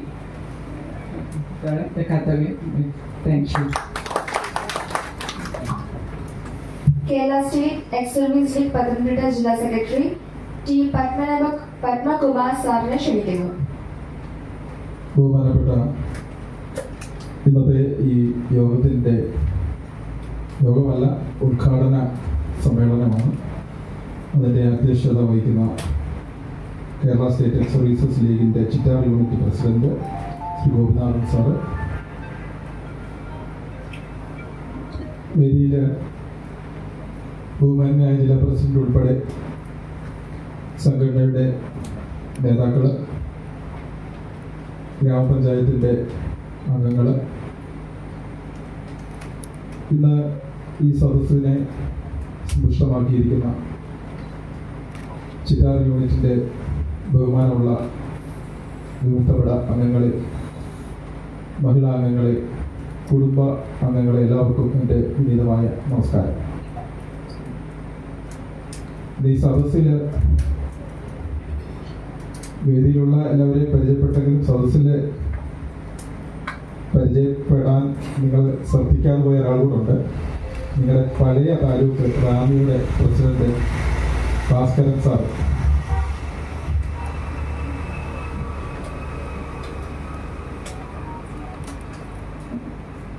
ഇന്ന് ചിറ്റാർ പ്രദേശത്തിൻ്റെ അഭിമാനം ആയ, അതുപോലെ തന്നെ ചിറ്റാർ യൂണിറ്റിലെ വിമുക്ത ഭടന്മാരുടെ സ്വപ്ന സഫലമായ ഈ നിമിഷം നമുക്ക് എല്ലാവർക്കും അഭിമാനിക്കാവുന്നത് കൂടിയാണ്. ഞങ്ങൾ ജില്ലയിലെ ഭാരവാഹികളായാലും താലൂക്കിൻ്റെ ഭാരവാഹികളായാലും ഒക്കെ ഇന്ന് നിങ്ങളുടെ ഈ സന്തോഷത്തിൽ നിങ്ങളോടൊപ്പം പങ്കുചേരുവാനുള്ള അവസരം കൂടി കിട്ടിയതിൽ ഞങ്ങൾ അഭിമാനിക്കുന്നു. സംഘടനാപരമായ കാര്യങ്ങൾ എനിക്കൊരു 10 മിനിറ്റ് ഞാൻ ഉദ്ദേശിക്കുന്നുള്ളൂ. കാരണം ഒരുപാട് പേര് സംസാരിക്കാനുണ്ട്. അത് തന്നെയല്ല, നിങ്ങളുടെ ബഹുമാനായ യൂണിറ്റ് സെക്രട്ടറി അനിൽ സാറ് കാര്യങ്ങളൊക്കെ ഇവിടെ വിശദീകരിച്ചു. 1 മണിക്ക് ഈ സമ്മേളനം പൂർത്തിയാക്കണം എന്ന ഒരാഗ്രഹം കൂടി അദ്ദേഹം പ്രകടിപ്പിച്ചിട്ടുണ്ട്. അതുകൊണ്ട് തന്നെ സമയം നമ്മൾ ഓരോരുത്തരും ഒന്ന് കൃത്യമായിട്ട് പാലിച്ചു പോകേണ്ടതുണ്ട്. സംഘടനാപരമായ കാര്യങ്ങൾ പറയുന്നതിന് മുമ്പ് ഇവിടെ ഗ്രാമപഞ്ചായത്ത് പ്രസിഡന്റ് നമ്മളെയൊക്കെ ആശീർവദിച്ച് സംസാരിച്ചിട്ട് പോയി. ഞാൻ ചില യൂണിറ്റുകളുടെയൊക്കെ പരിപാടി, വാർഷിക പരിപാടികളൊക്കെ ചിലപ്പോൾ ഇതുപോലെ ഗ്രാമപഞ്ചായത്ത് പ്രസിഡന്റുമാരുടെ സംഭാഷണം കേൾക്കുന്നു.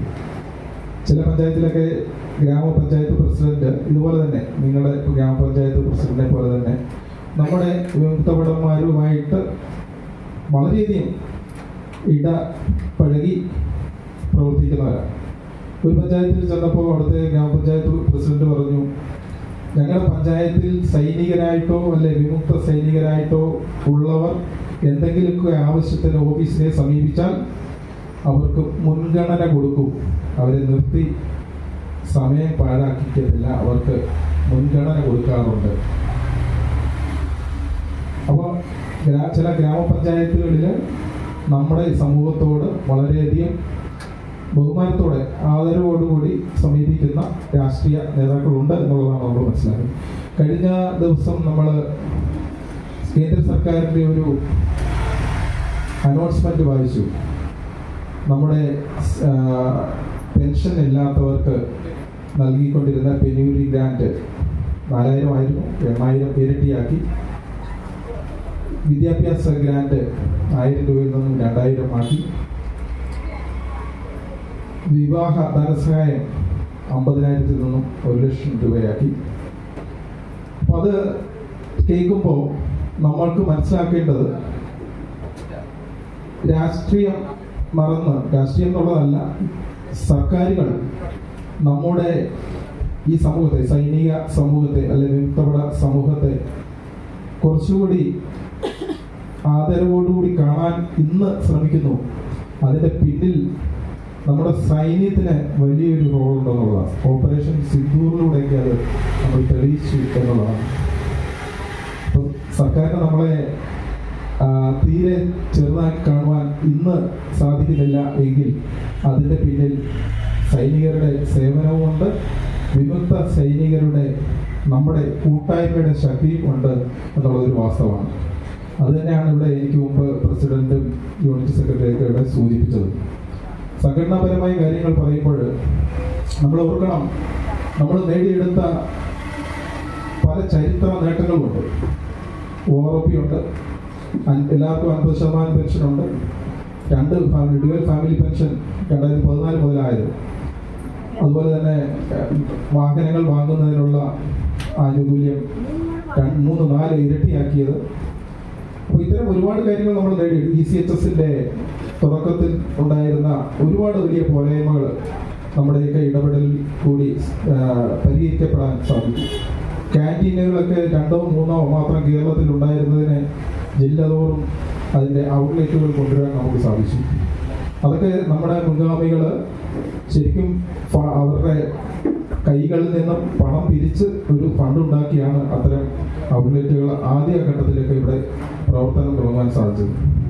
അപ്പോൾ അങ്ങനെ നമ്മുടെ സംഘടനയുടെ വർഷങ്ങളായി, ഏതാണ്ട് 6 പതിറ്റാണ്ട് പോരാട്ടത്തിലൂടെ നമ്മൾ നേടിയെടുത്ത ഒരുപാട് ആനുകൂല്യങ്ങളുണ്ട്. ഇനിയും നേടിയെടുക്കാൻ ഒരുപാട് ആനുകൂല്യങ്ങളുണ്ട്.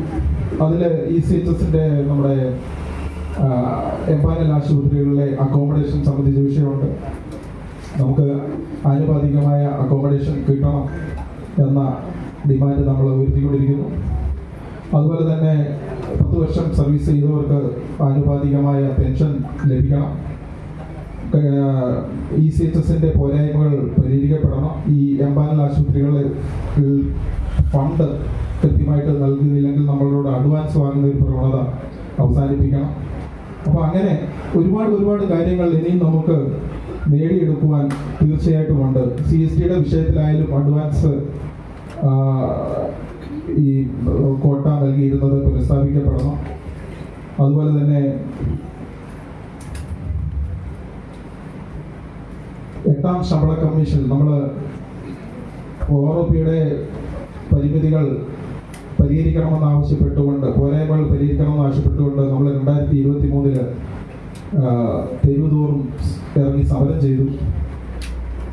ചെയ്തപ്പോൾ അത് ഫലപ്രദമായോ എന്ന് ചോദിച്ചാൽ സർക്കാരിൻ്റെ ശ്രദ്ധയിൽ കൊണ്ടുവരാൻ നമുക്ക് സാധിച്ചു എന്നുള്ളതൊരു വാസ്തവമാണ്. അത് 8ാം ശമ്പള കമ്മീഷനിലൂടെ ഒരു പരിധിവരെയെങ്കിലും പരിഹരിക്കപ്പെടും എന്നുള്ള ഒരു വിശ്വാസത്തിലാണ് നമ്മൾ ഇരിക്കുന്നത്. കഴിഞ്ഞ വർഷം നമ്മുടെ പ്രതിരോധ മന്ത്രി ഈ ആറന്മുളയിൽ എത്തിയപ്പോൾ നമ്മൾ നിവേദനങ്ങൾ കൊടുത്തു. അതിൽ ഈ 10 വർഷം മിനിമം സർവീസ് ചെയ്തവർക്കുള്ള പെൻഷൻ്റെ കാര്യവും ഈ OROP-യുടെ അപാകതകളുടെ കാര്യവും ഒക്കെ സൂചിപ്പിച്ചുകൊണ്ടുള്ള കുറേ ആവശ്യങ്ങൾ ഉന്നയിച്ചുകൊണ്ടുള്ള നിവേദനങ്ങളാണ് നമ്മൾ കൊടുത്തത്. അതിൽ തന്നെ ഈ 10 വർഷം സർവീസ് ചെയ്തവർക്കുള്ള ഒരു ചർച്ച ഇപ്പോൾ നടക്കുന്നതായിട്ട് നമുക്കൊരു മറുപടി അതിൽ ലഭിച്ചിരുന്നു. അപ്പം അങ്ങനെ നമ്മൾ ചെയ്യേണ്ട കാര്യങ്ങളൊക്കെ സംഘടനാപരമായിട്ട് ഏറ്റെടുത്ത് ഉത്തരവാദിത്വത്തോടുകൂടി ചെയ്യുമ്പോൾ നിങ്ങളുടെയൊക്കെ ഒരു പിന്തുണയാണ് അതിനെ നമ്മളെ വഴിവെക്കുന്നത് എന്നുള്ള ഒരു കാര്യം ഇവിടെ ഓർമ്മിപ്പിക്കുകയാണ്.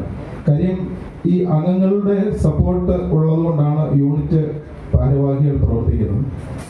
അവരുടെ അകമഴിഞ്ഞ സഹായവും അവരുടെ ഒരു പിന്തുണയും ഒക്കെ ഉള്ളതുകൊണ്ടാണ് അവരെ സ്പിരിറ്റോടുകൂടി നല്ല പ്രവർത്തിപ്പിക്കാൻ സഹായിക്കും. അവരുടെ പിന്തുണയാണ് ഓരോ തരത്തിലും പ്രവർത്തിക്കുന്ന ഭാരവാഹികൾക്ക് സഹായമാകും. അപ്പോൾ അതുകൊണ്ട് തന്നെ ഈ കൂട്ടായ്മ ഇവിടെ സെക്രട്ടറി പറഞ്ഞതുപോലെ 2ാം ഞായറാഴ്ച 4 മണിക്ക് കൂടുന്ന ഈ യൂണിറ്റ് മീറ്റിങ്ങുകളിൽ നിങ്ങൾ കൃത്യമായിട്ട് പങ്കെടുത്താൽ അവർക്ക് ഭയങ്കര സന്തോഷമാകും. അപ്പോൾ അത് ചെയ്യണം. അതുപോലെ തന്നെ നിങ്ങൾ അറിഞ്ഞിരിക്കേണ്ട 2-3 പ്രധാന കാര്യങ്ങളൂടെ പറഞ്ഞുകൊണ്ട് ഞാൻ നിർത്തിയേക്കാം. എനിക്ക് തോന്നുന്നു പകുതി സമയം ഞാൻ എടുത്തു കഴിഞ്ഞു. പ്രധാനപ്പെട്ട കാര്യങ്ങൾ നമ്മൾ അറിഞ്ഞിരിക്കേണ്ടത്, ഒന്ന്, ഏറ്റവും പ്രധാനമായിട്ടുള്ളത് ഇന്ന് ഡിജിറ്റൽ യുഗമാണ്. ഈ ഡിജിറ്റൽ യുഗത്തിൽ നമ്മളും അതോടൊപ്പം ചേർന്ന് പോകേണ്ട ഒരു സാഹചര്യമാണ്. നമ്മൾ പ്രായമൊക്കെ ആയി ഇനിയിപ്പോൾ നമ്മൾക്ക് ഡിജിറ്റൽ മാർഗമൊന്നും ആവശ്യമില്ല എന്ന് പറഞ്ഞിട്ട് കാര്യമില്ല. ഇന്ന് എല്ലാ മേഖലയിലും ഡിജിറ്റൽ സംവിധാനത്തിലൂടെയാണ് നമ്മൾ പരിഹാരം കാണേണ്ടത്. അപ്പോൾ അത്തരം ഒരു സാഹചര്യത്തെ നേരിടുന്നതിന് നമ്മൾ കുറച്ചൊക്കെ സജ്ജമായേ പറ്റൂ. ഇന്ന് അഭിമുഖീകരിക്കുന്ന ഒരു വലിയ വിഷയം എന്താണെന്ന് പറഞ്ഞാൽ, നിങ്ങൾ ഉപയോഗിക്കുന്ന ഓരോ സേവനങ്ങളും, ഇന്ന് ഓൺലൈനായിട്ട് ഉപയോഗിക്കുന്ന ഓരോ സേവനങ്ങൾക്കും ഒരു അക്കൗണ്ട് ഉണ്ട്. എല്ലാ സേവനങ്ങൾക്കും ഒരു അക്കൗണ്ട് നമ്മൾ തുറക്കുന്നുണ്ട്. ഒരുപക്ഷെ നമ്മളത് അറിയുന്നില്ല. നമ്മൾ ചെല്ലുന്ന കമ്പ്യൂട്ടർ സെൻ്ററുകാരും ഒക്കെ നമ്മൾ അറിയാതെ തന്നെ ചില അക്കൗണ്ടുകൾ ഓപ്പൺ ചെയ്യുന്നുണ്ട്. പക്ഷെ അങ്ങനെയുള്ള അക്കൗണ്ടുകൾ ഓപ്പൺ ചെയ്യുമ്പോൾ എനിക്ക് പറയാനുള്ളത്, നമ്മുടെ സ്വന്തം ഫോൺ നമ്പരും നമ്മുടെ സ്വന്തം ഇമെയിൽ ID ഉണ്ടെങ്കിൽ അതും, അല്ലെങ്കിൽ നമ്മുടെ വീട്ടിലെ മക്കളുടെ ഇമെയിൽ ID ഉപയോഗിച്ച് മാത്രമേ നിങ്ങളൊരു അക്കൗണ്ട് തുറക്കാൻ അനുവദിക്കാവൂ. ഏറ്റവും പ്രധാനപ്പെട്ട ആ വിഷയത്തിലെ ഒന്നാണ് CST വഴി വാഹനം വാങ്ങുന്നത്.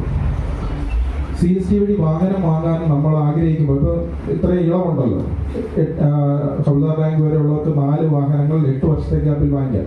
JC 5 വാഹനം വാങ്ങിക്കാം. അപ്പോൾ അത്രയും ആ ഇളവ് കിട്ടുന്നതുകൊണ്ട് നമ്മൾ സന്തോഷമാണ്. നമ്മളൊരു ഡീലറെ പോയി കാണും. അദ്ദേഹം എന്ത് ചെയ്യും, നമ്മുടെ ഡോക്യുമെൻ്റ് എല്ലാം വാങ്ങിക്കും.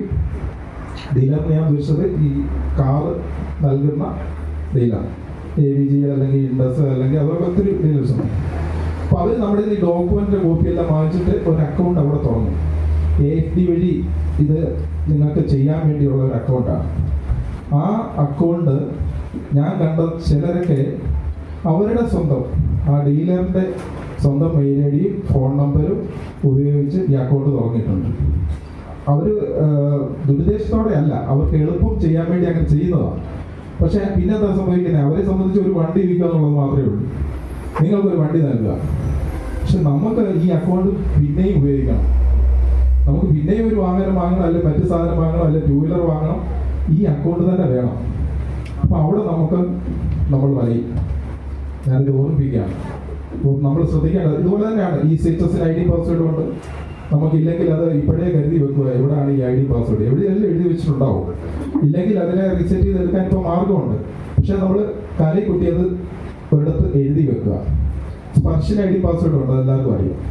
കാര്യം അത് ഇടയ്ക്കിടയ്ക്കെല്ലാം ആവശ്യം വരുന്നുണ്ട്. നമ്മൾ പോയി ID പാസ്വേഡും ഉണ്ടെന്നുള്ളത് മനസ്സിലായി. ECHSനുണ്ടെന്നുള്ള ഇപ്പോഴും ഇരിക്കുന്ന പലർക്കും അറിയത്തില്ലെന്നാണ് എനിക്ക് തോന്നുന്നത്. അതുപോലെ തന്നെ ഇന്ന് സൈനിക ക്ഷേമ വകുപ്പ് വഴി ലഭിക്കുന്ന എല്ലാ സേവനങ്ങളും, എല്ലാ ഗ്രാൻറ്റുകളും ഓൺലൈൻ വഴിയാണ്. നിങ്ങൾക്ക് ID കാർഡ് മാറണമെങ്കിൽ പോലും, നമ്മുടെ സൈനിക ID കാർഡ് മാറണമെങ്കിൽ പോലും ഓൺലൈൻ വഴിയാണ്. അതിന് നമ്മൾ ആരെങ്കിലും ഒക്കെ സമീപിക്കുമ്പോഴും ഈ അക്കൗണ്ടിൻ്റെ ഒരു വിഷയമാണ്. കേന്ദ്ര സൈനിക ബോർഡിന് ഏത് ഗ്രാൻറ്റ് കിട്ടണമെങ്കിലും ഓൺലൈനാണ്. അവിടെയും നമ്മൾ ഒരു അക്കൗണ്ട് ക്രിയേറ്റ് ചെയ്യുന്നുണ്ട്. അതൊരു പക്ഷേ നമുക്കറിയത്തില്ലെങ്കിൽ ഈ സെൻട്രലുകാരായിരിക്കും ഇത് ഓപ്പൺ ചെയ്ത് തരുന്നത്. അത് നമ്മുടെ സ്വകാര്യ സ്വത്താണ്. ഏത് ഈ ID പാസ്വേഡ് നമ്മുടെ അക്കൗണ്ടാണ്. അത് നമ്മൾ തന്നെ എഴുതി സൂക്ഷിക്കണം. മറ്റൊരാളെ എഴുതി സൂക്ഷിക്കാൻ അനുവദിക്കരുത്. ഇത് ഇന്നത്തെ കാലഘട്ടത്തിൽ നമ്മളെ കുഴയ്ക്കുന്ന, നമ്മളെ വലിക്കുന്ന ഒരു നിർണായക വിഷയമാണ്. അതുകൊണ്ട് ഞാൻ ഇവിടെ സൂചിപ്പിച്ചത് നമ്മുടെ സൈന്യവുമായിട്ട് ബന്ധപ്പെട്ട അല്ലെങ്കിൽ സമൂഹവുമായി ബന്ധപ്പെട്ട ചില കാര്യങ്ങളാണ് ഇവിടെ പറഞ്ഞത്, ഈ അക്കൗണ്ടുകൾ. അതുകൂടാതെ സിവിൽ മേഖലയിലും നമ്മുടെ സിവിൽ കാര്യങ്ങളിലും പല ഓൺലൈൻ സംവിധാനങ്ങളും ഉപയോഗിക്കുന്നുണ്ട്. അവിടെ എല്ലാം ഈ അക്കൗണ്ടുകൾ സൃഷ്ടിക്കപ്പെടുന്നുണ്ട്.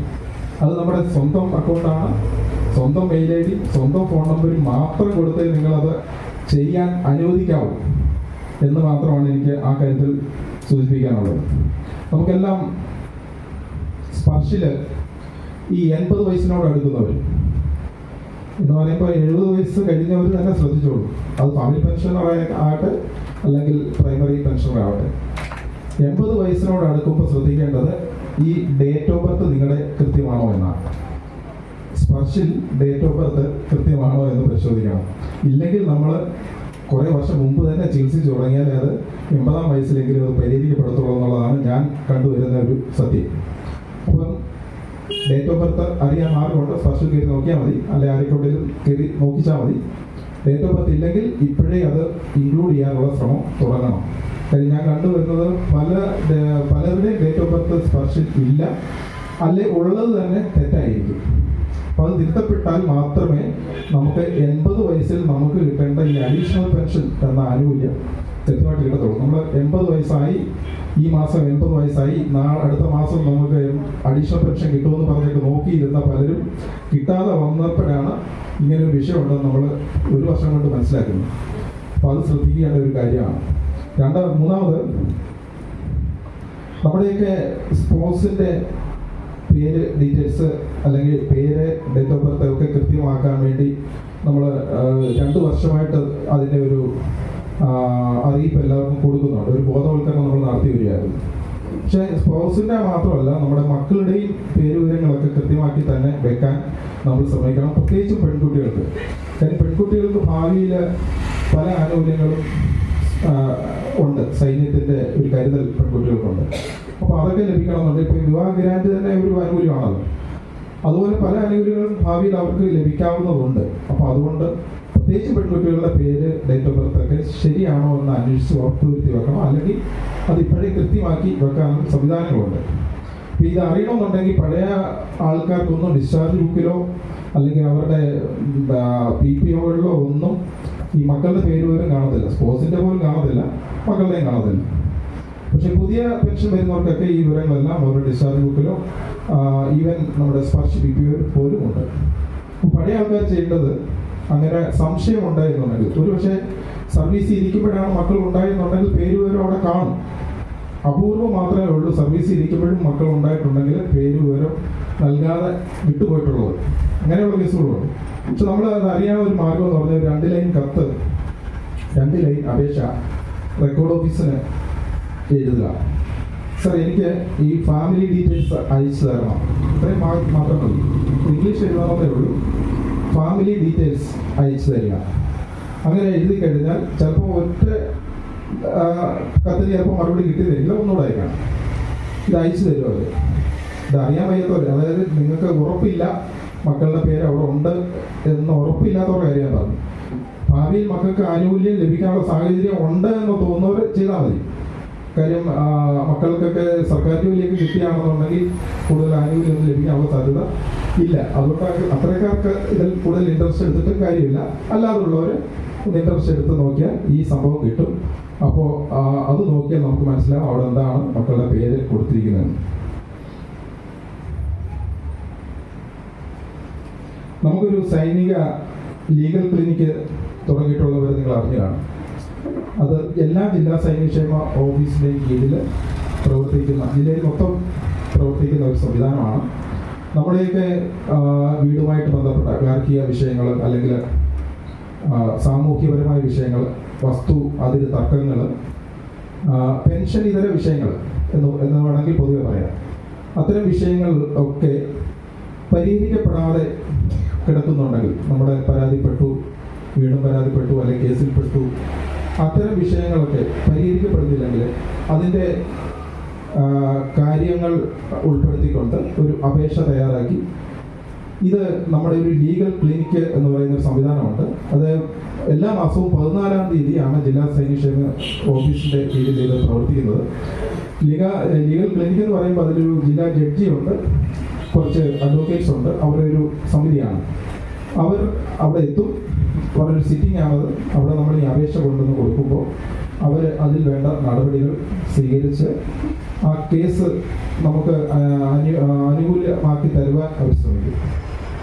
അപ്പോൾ അതാണ് ഈ ജില്ലാ ലീഗൽ ക്ലിനിക്ക് എന്ന് പറയുന്നത്. ആ സംവിധാനം 14-ാം തീയതിയാണ്. ഈ 14-ാം തീയതി അവധിയാണെങ്കിൽ തൊട്ടടുത്ത വർക്കിംഗ് ഡേയിലാണ് ആ സിറ്റിംഗ് ഉണ്ടാവുക. നോൺ പെൻഷനേഴ്സിന് അല്ലെങ്കിൽ ECHS അംഗത്വമില്ലാത്തവർ, നോൺ പെൻഷനേഴ്സിനും ECHS അംഗത്വം എടുക്കാമെന്ന് എല്ലാവർക്കും അറിയാം.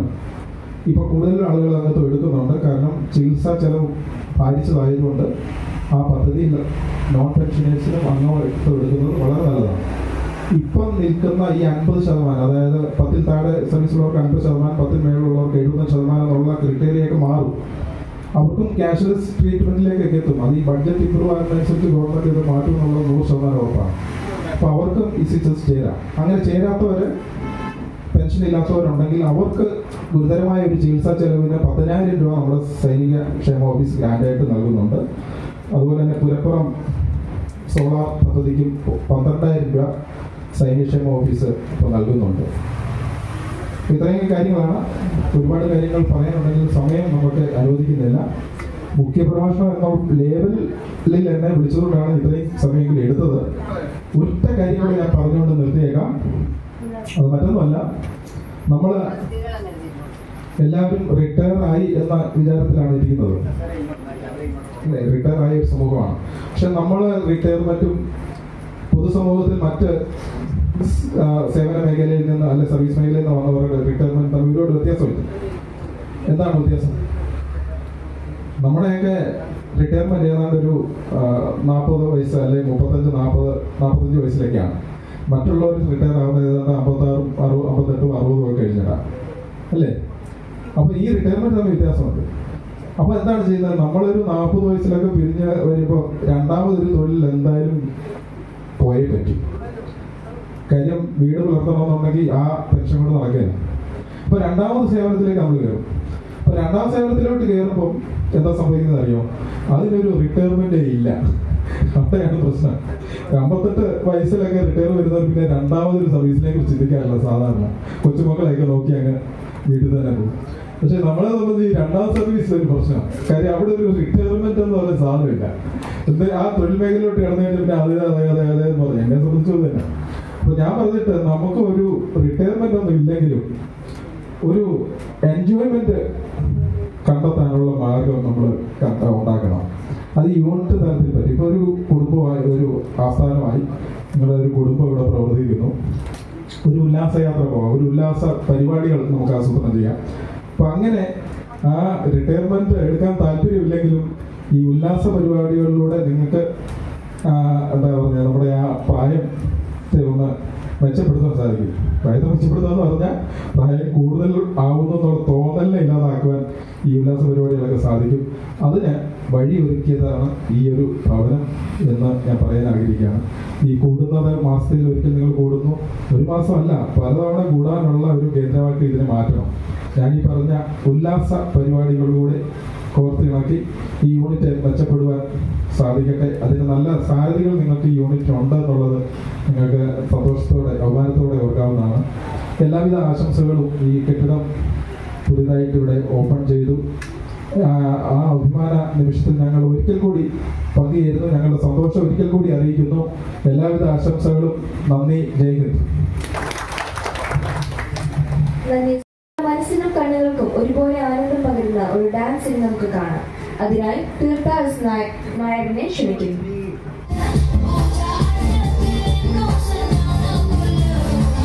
മോഹനൻ MK സാറിനെ മുഖ്യപ്രഭാഷണത്തിനായി ക്ഷണിച്ചുകൊള്ളുന്നു.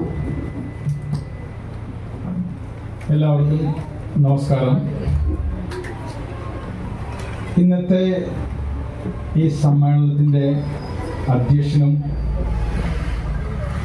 KSL പത്തനംതിട്ട ജില്ലാ സെക്രട്ടറിയും പത്തനംതിട്ട ജില്ലാ പ്രസിഡന്റും എല്ലാ വിശിഷ്ടാതിഥികൾക്കും സദസ്സിലുള്ള എല്ലാ എക്സർവീസ്മാൻമാർക്കും എൻ്റെ വിനീതമായ കൂപ്പുകൈ.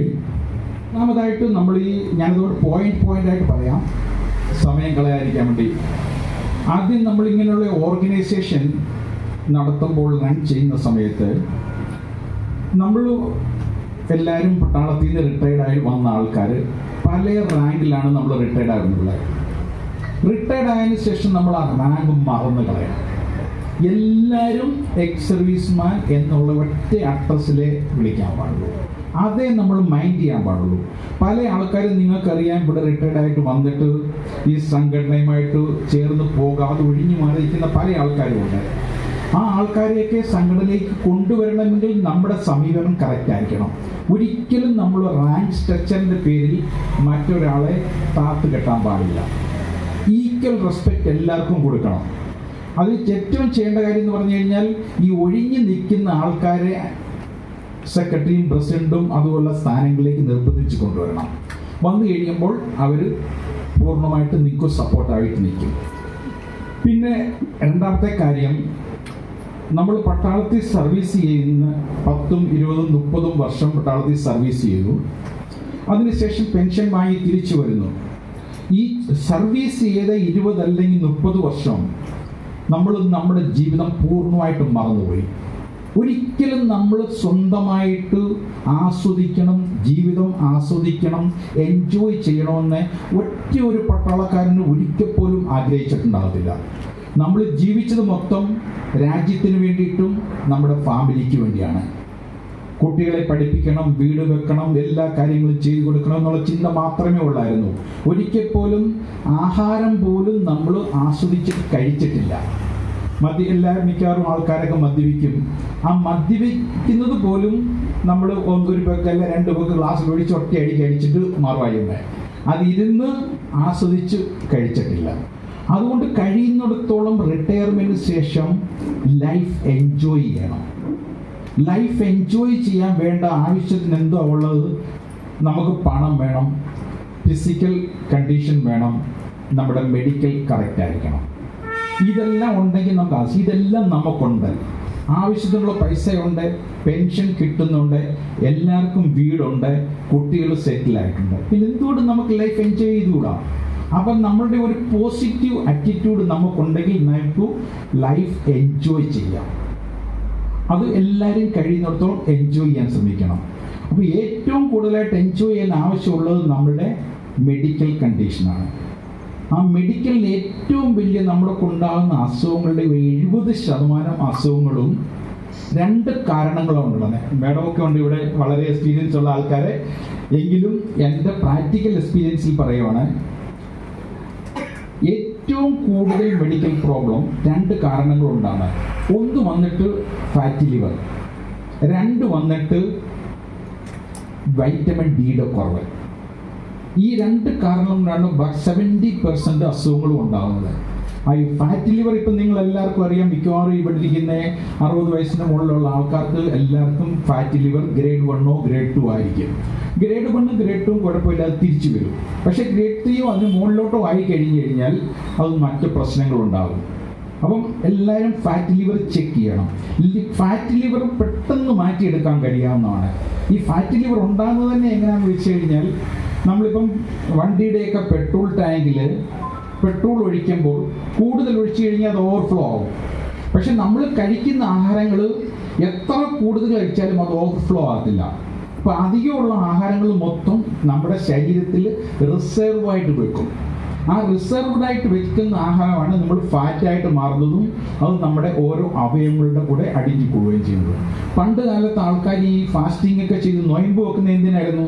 നൊയമ്പ് വെക്കുന്നതിൻ്റെ പ്രധാന കാരണം എന്ന് പറഞ്ഞാൽ, ആഴ്ച ഒരു ദിവസം നൊയമ്പ് വെച്ച് കഴിഞ്ഞാൽ ഈ റിസർവ് സ്റ്റോക്ക് എത്രത്തോളം നമ്മുടെ ശരീരത്തിനകത്തുണ്ടോ അത് മൊത്തം നമ്മുടെ ഡേ ടു ഡേ എനർജിക്ക് വേണ്ടി അത് ദഹിപ്പിച്ചെടുക്കുമായിരുന്നു. ഇതിപ്പോൾ നമ്മൾ എന്നും കഴിക്കുന്നുണ്ട്, അതിനുള്ള സൗകര്യം കിട്ടുന്നില്ല. ഏറ്റവും ബെസ്റ്റ് അത് ചെയ്യാൻ കഴിയുന്നതെന്ന് പറഞ്ഞു കഴിഞ്ഞാൽ, രാവിലെയും ഉച്ചയ്ക്ക് നിങ്ങൾ എന്ത് വേണമെങ്കിലും കഴിച്ചോ, ആസ്വദിച്ചോ. പക്ഷെ വൈകിട്ടത്തെ ആഹാരം കഴിവതും 7 മണി അല്ലെ 7:30 മുമ്പ് കഴിക്കണം. വളരെ കുറച്ച് ആഹാരം കഴിക്കാവും. കഴിച്ചു കഴിഞ്ഞിട്ട് 3 മണിക്കൂർ കഴിഞ്ഞിട്ട് കിടന്നുറങ്ങാവും. ഇത് എൻ്റെ പ്രാക്ടിക്കൽ എക്സ്പീരിയൻസിന് എന്നെപ്പോലെ ഗ്യാസിന് പ്രോബ്ലം ഉള്ള വേറൊരു വ്യക്തി ലോകത്തിലില്ലായിരുന്നു. വൈഫിനോട് ചോദിച്ചു കഴിഞ്ഞാൽ അറിയാം, രാത്രി 12 മണിക്ക് ശേഷം ഉറങ്ങാറില്ലായിരുന്നു, 2 മണി 1 മണി വരെ എണ്ണിച്ചിരുന്നൊരു ഏമ്പക്കം വിട്ടുമായിരുന്നു. അങ്ങനെയുള്ള പ്രോബ്ലം ആയിരുന്നു.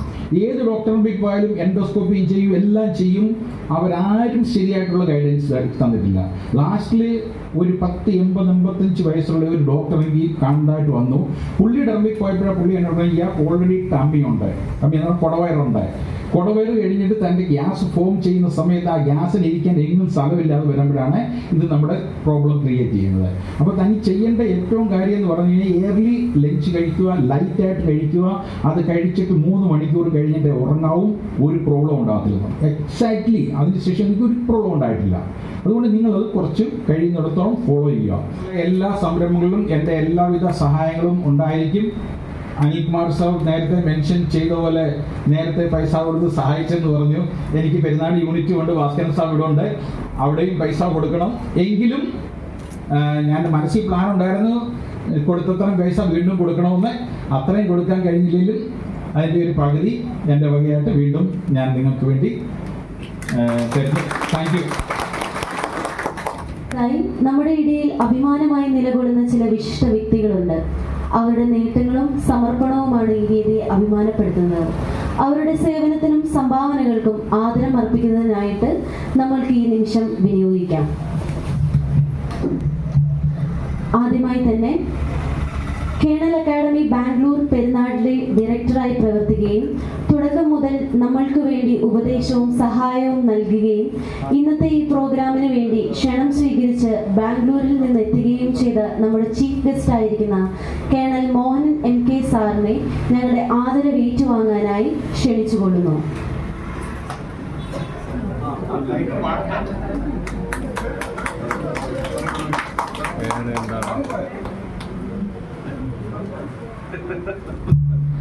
അടുത്തതായി 75 വയസ്സ് പൂർത്തിയായ നമ്മുടെ യൂണിറ്റ് അംഗങ്ങളെ ആദരിക്കുന്ന ചടങ്ങാണ്. ആദ്യമായി ജോൺ വെട്ടുമണ്ണിൽ.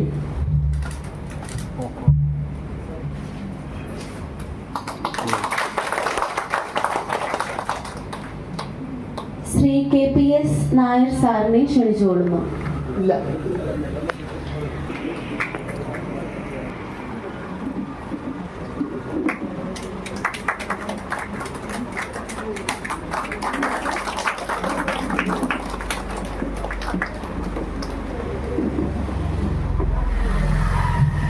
അടുത്തതായി PM സദാനന്ദൻ.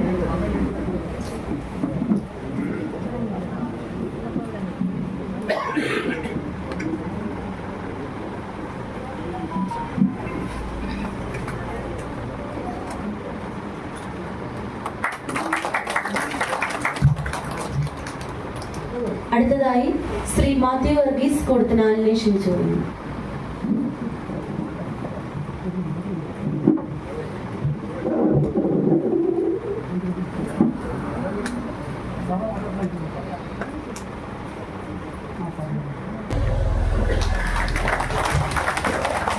അടുത്തതായി Shri PA Raghavan.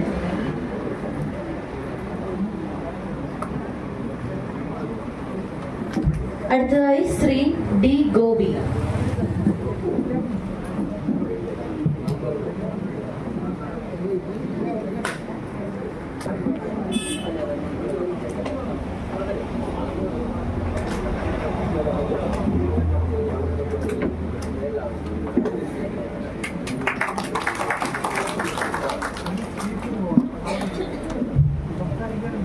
Shri Parthan N.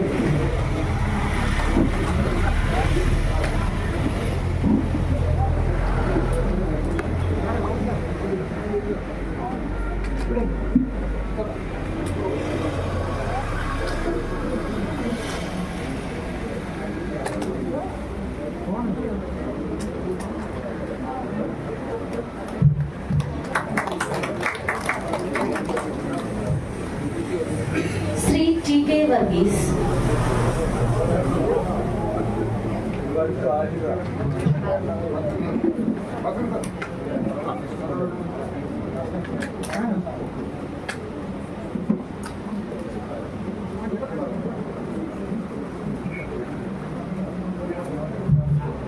Shri NM Mathew.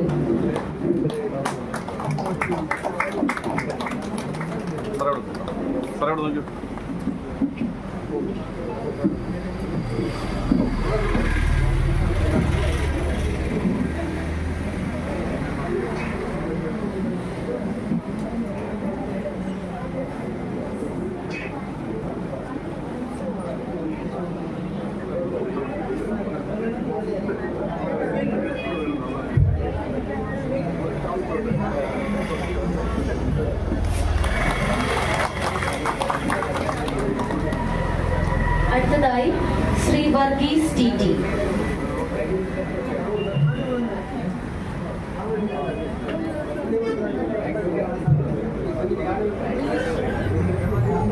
Shri Pushpangadan.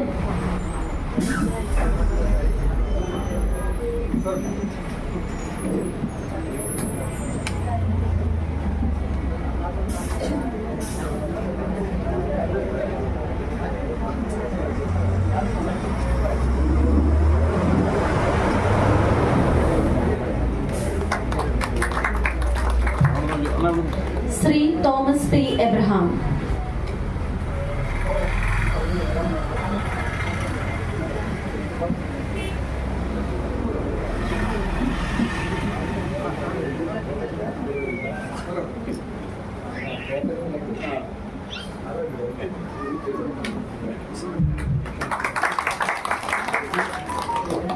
നമ്മുടെ ഈ ബിൽഡിംഗ് ഇത്രയും മനോഹരമായി നിർമ്മിച്ചു നൽകിയ കോൺട്രാക്ടർ ശ്രീ രാജനെ ആദരവ് ഏറ്റുവാങ്ങാനായി ക്ഷണിക്കുന്നു.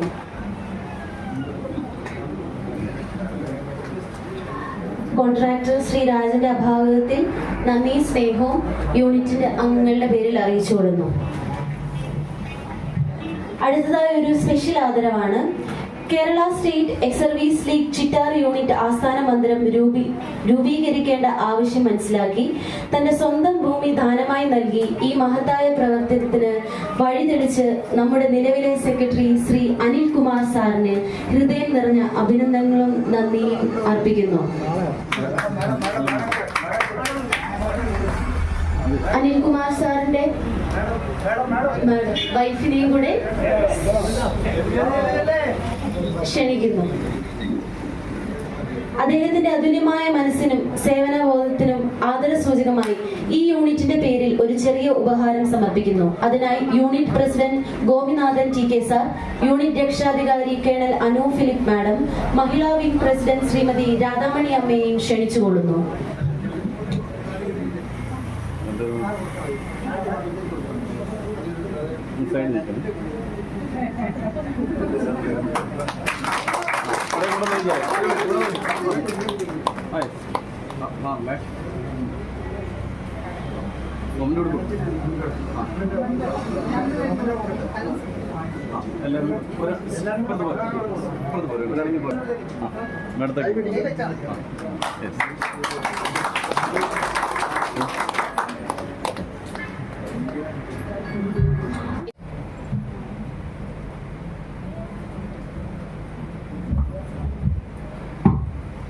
ആദരണീയനായ അധ്യക്ഷൻ ശ്രീ ഗോപിനാഥൻ സാർ അവർ, ഇവിടെ ആഗതരായിരിക്കുന്ന എല്ലാ മാന്യദേഹങ്ങൾക്കും എൻ്റെ പ്രണാമം.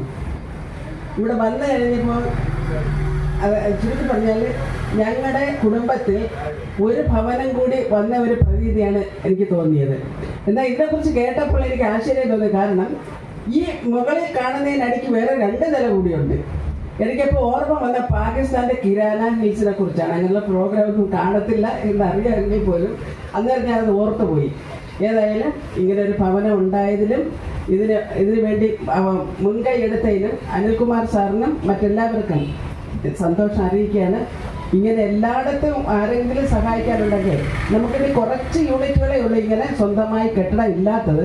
അവരും കൂടി ഇങ്ങനെ മുന്നോട്ട് വരും. ആരെങ്കിലും സംഭാവന ചെയ്താൽ ആരെങ്കിലും ഉണ്ടെങ്കിൽ അവർക്കും ഭവനം ഉണ്ടാകും എന്ന് വിശ്വസിക്കുന്നു. ഇവിടെ കുറേ വർഷങ്ങൾക്ക് മുമ്പ് ഇവിടെ ഒരു മഹിളാ വിംഗ് ഉണ്ടായിരുന്നു.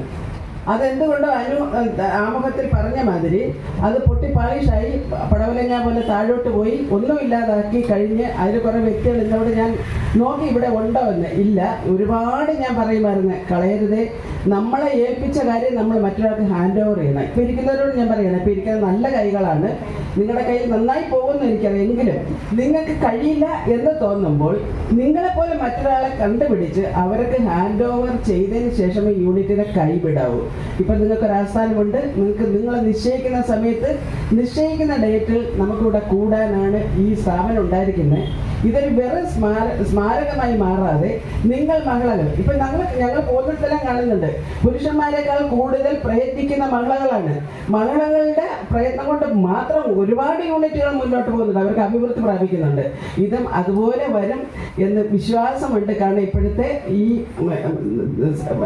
തലപ്പത്തിരിക്കുന്നവരെല്ലാം തന്നെ അനുവിൻ്റെ ഒരു രക്ഷാധികാരിയല്ല, അനു രക്ഷാധികാരിയായിട്ടല്ല വരേണ്ടത്. ഞാൻ ഈ പറയുകയാണ്, കുറച്ചുകൂടി മുന്നോട്ട് വന്ന് നല്ലൊരു പോസ്റ്റിൽ അടുത്ത പ്രാവശ്യങ്ങളിൽ ഇരുന്നുകൊണ്ട് ഈ യൂണിറ്റിനെ നല്ല രീതിയിൽ കൊണ്ടുവരാൻ ശ്രമിക്കണം.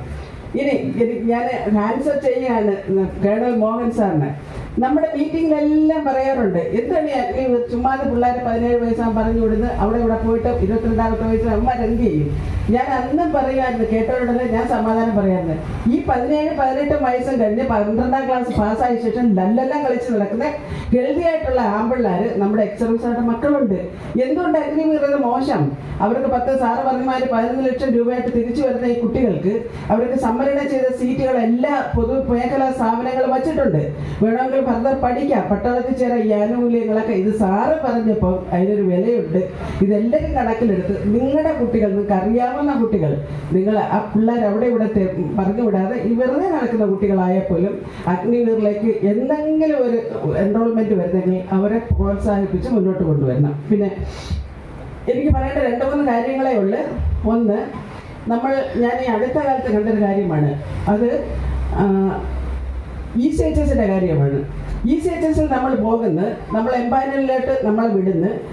അത് എംപാനലിൽ പോയാൽ എംപാനൽ ഹോസ്പിറ്റലിൽ അഡ്മിഷനായി ഡിസ്ചാർജ് വന്നു കഴിയുമ്പം ഹോസ്പിറ്റലിൽ നിന്ന് ഒരു പ്രിസ്ക്രിപ്ഷൻ തരും, നിങ്ങൾ ഈ മരുന്ന് കണ്ടിന്യൂ ചെയ്യണം 14 ദിവസത്തേക്ക്, 7 ദിവസത്തേക്ക്, 21 മാസം, എത്രയായാലും.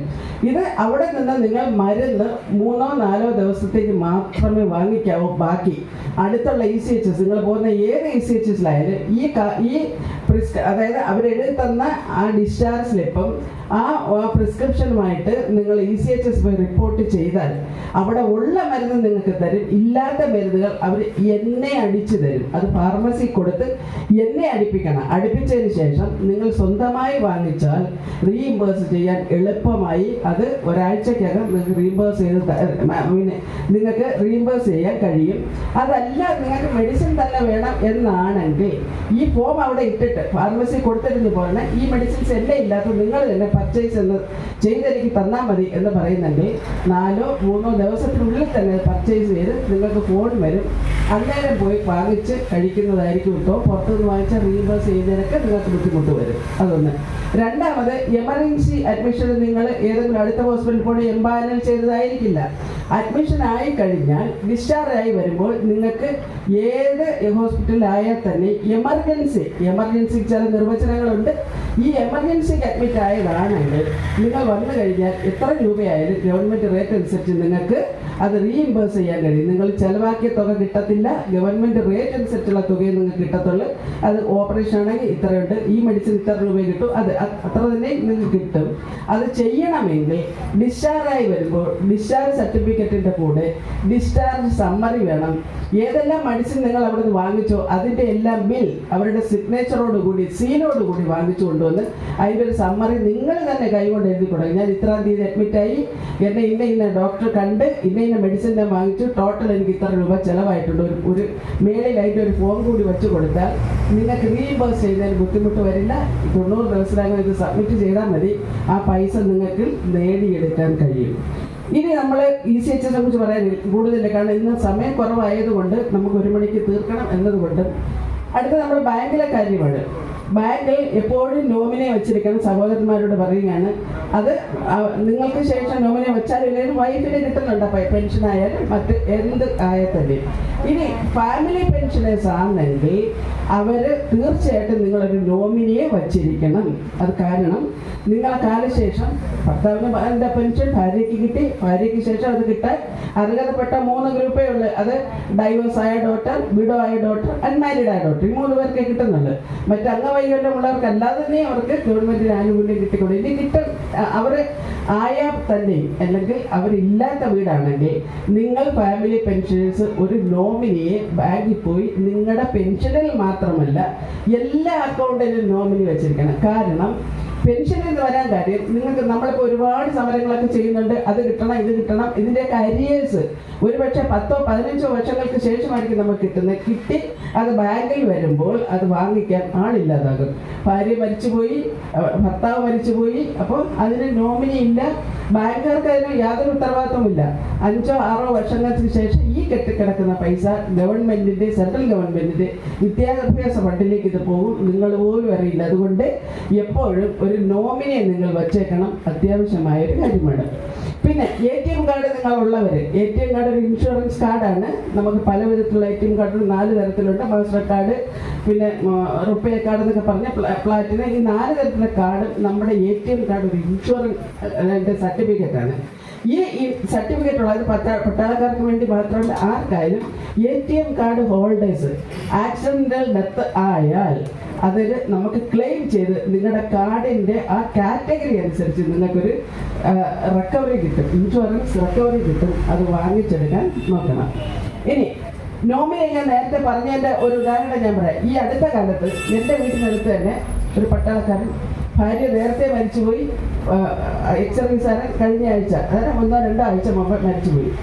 അപ്പൊ ഇദ്ദേഹത്തിന് കുറെ FD ഉണ്ട്, കുറെ പൈസ ബാലൻസ് കാണും ബാങ്കിൽ എന്ന് പറഞ്ഞ് പുള്ളിയുടെ മകള്, ആകെയുള്ള 2 കുട്ടികളാണ്, മകനും മരുമകളും, അവർ രണ്ടുപേരും വിദേശത്താണ്. മോൾ ഇവിടെ നാട്ടിലാണ്. വലിയ സാമ്പത്തിക സ്ഥിതിയൊന്നും ഇല്ലാത്തൊരു വീട്ടിൽ കെട്ടിച്ച് വലിയ സാമ്പത്തിക സ്ഥിതി ഇല്ല. അപ്പൊ പുള്ളിക്കാരി ബാങ്കിൽ ചെന്ന് തിരക്കും, എൻ്റെ അപ്പന് എത്ര ബാലൻസ് ഉണ്ട് പെൻഷനിൽ.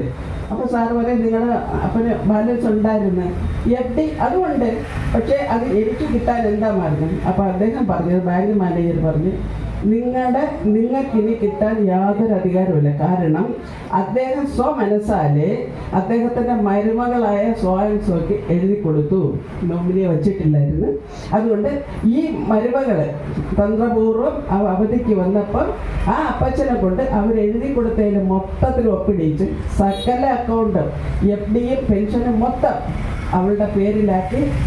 പുള്ളിക്കാരുടെ ശുശ്രൂഷയൊക്കെ കഴിഞ്ഞ് ഓർമ്മ കഴിഞ്ഞ് അവൾ മടങ്ങിപ്പോയി. ഈ പാവപ്പെട്ട പെണ്ണിന് ഒന്നും കിട്ടിയില്ല. ഇത് വരില്ലായിരുന്നു. അവരൊരു നോമിനിയെ വച്ചിരുന്നുവെങ്കിൽ ഒരുപക്ഷെ വരില്ലായിരുന്നു. 2 പേരെ വേണമെങ്കിലും വയ്ക്കാം, ഒരാളെ വെച്ചാൽ നമുക്ക് അധികാരത്തിന് സഹോദരനെ പോയി ചോദിക്കാം, നീ ഇത്രയും രൂപ എടുത്ത് എനിക്കൂടെ എന്തുകൂടെ കിട്ടിയത് നോക്കിയപ്പോൾ 5-6 ലക്ഷം രൂപ ആരും അറിയാതെ പുള്ളി ബാങ്കിൽ ഇട്ടിട്ടുണ്ട് FD ആയിട്ട്. ഈ തുക മൊത്തം ആ മോള് അതെടുത്തുകൊണ്ട് അവൾ സ്ഥലം വിടുകയും. വരരുത്, ഇങ്ങനെയുള്ള അനുഭവം നിങ്ങൾക്ക് വരരുത്. നിങ്ങൾ എപ്പോഴും FD അല്ലെങ്കിൽ അക്കൗണ്ട് ആണെങ്കിൽ പോലും അത് നിങ്ങൾ നോമിനിയെ വച്ചിരിക്കണം. പിന്നെ എപ്പോഴും ഒരു കാര്യമുണ്ട്, നമ്മൾ ഭർത്താവ് മരിച്ചാൽ ഭാര്യ എന്തൊക്കെ ചെയ്യണം നമ്മൾ ചെയ്യുന്നുണ്ട്. പക്ഷെ ഇത് തന്നെ തിരിച്ചും വരും. ഭാര്യ മരിച്ചാൽ ഭർത്താവ് എന്താണ് ചെയ്യേണ്ടത്? ഇതേ ടെക്നിക്ക് തന്നെയാണ് അവിടെയും അത് ചെയ്യേണ്ടത്. ഭാര്യ മരിച്ചു പോയാൽ ഭർത്താവ് നോമിനിയെ ചേഞ്ച് ചെയ്യുന്നതിന് വേണ്ടി നിങ്ങൾ പോയിട്ട് ജില്ലാ സൈനിക് ബോർഡിൽ പോയി പാട്ട് ഓർഡർ ചെയ്ത്, അതായത് നമുക്കുള്ള ഡെത്ത് സർട്ടിഫിക്കറ്റ് കൊണ്ടുപോയിട്ട് പാട്ട് ഓർഡർ ചെയ്ത് നിങ്ങൾക്ക് അറിയിക്കേണ്ടവർക്ക് അറിയിച്ചതിന് ശേഷം അവരറിയിച്ചുള്ളൂ. അതിനുശേഷം ഈ നോമിനിയെ, അത്രയും നാൾ ഭാര്യയായിരുന്നല്ലേ, ഭാര്യ മരിച്ചുപോയി, അപ്പം നിങ്ങൾക്ക് ഇഷ്ടമായൊരു നോമിനിയെ വയ്ക്കാനുള്ള ഡോക്യുമെന്റേഷൻ നിങ്ങൾ ജീവിച്ചിരിക്കുമ്പോൾ തന്നെ ചെയ്തിരിക്കണം. ഇനി നിങ്ങൾ ആദ്യം മരിക്കുന്നുവെങ്കിൽ ഈ ഒന്നും അറിയാമത്തെ ഭാര്യ ഇവിടെ കാണും.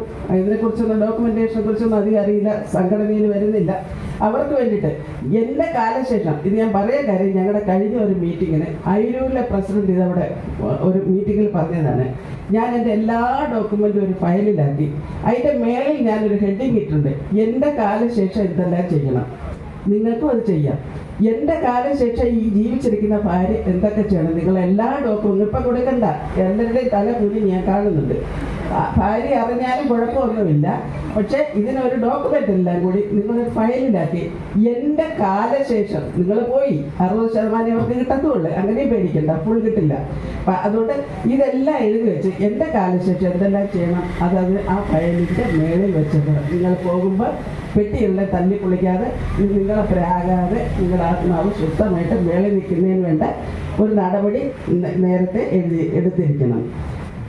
പിന്നെ ATM കാർഡിൻ്റെ കാര്യം ഞാൻ പറഞ്ഞു കഴിഞ്ഞ് എഡ്യൂക്കേഷൻ ഗ്രാൻറ്റിന് അപ്ലൈ ചെയ്യുന്ന സമയമാണിത്. കുട്ടികളുടെ എഡ്യൂക്കേഷൻ പത്മകുമാർ സാർ പറഞ്ഞ് നേരത്തെ കിട്ടിയതിൻ്റെ എല്ലാം ഇരട്ടിയാണ് കിട്ടുന്നത്. മാരേജ് ഗ്രാൻറ്റ് ഇരട്ടിയാണ് കിട്ടുന്നത്. ഈ എഡ്യൂക്കേഷൻ ഗ്രാൻറ്റ് കിട്ടുന്നതിന് ഇപ്പോഴാണ് അപ്ലൈ ചെയ്യേണ്ട സമയം. പലരും വിളിച്ചു ചോദിക്കുന്നത് ഈ കുഞ്ഞിന് കിട്ടിയ കുഞ്ഞ് ഏത് കുഞ്ഞിനും കിട്ടും, പക്ഷേ എക്സ് സർവീസുകാരൻ്റെ മകളോ ആയിരിക്കണം, അവരുടെ കുട്ടിയായിരിക്കണം.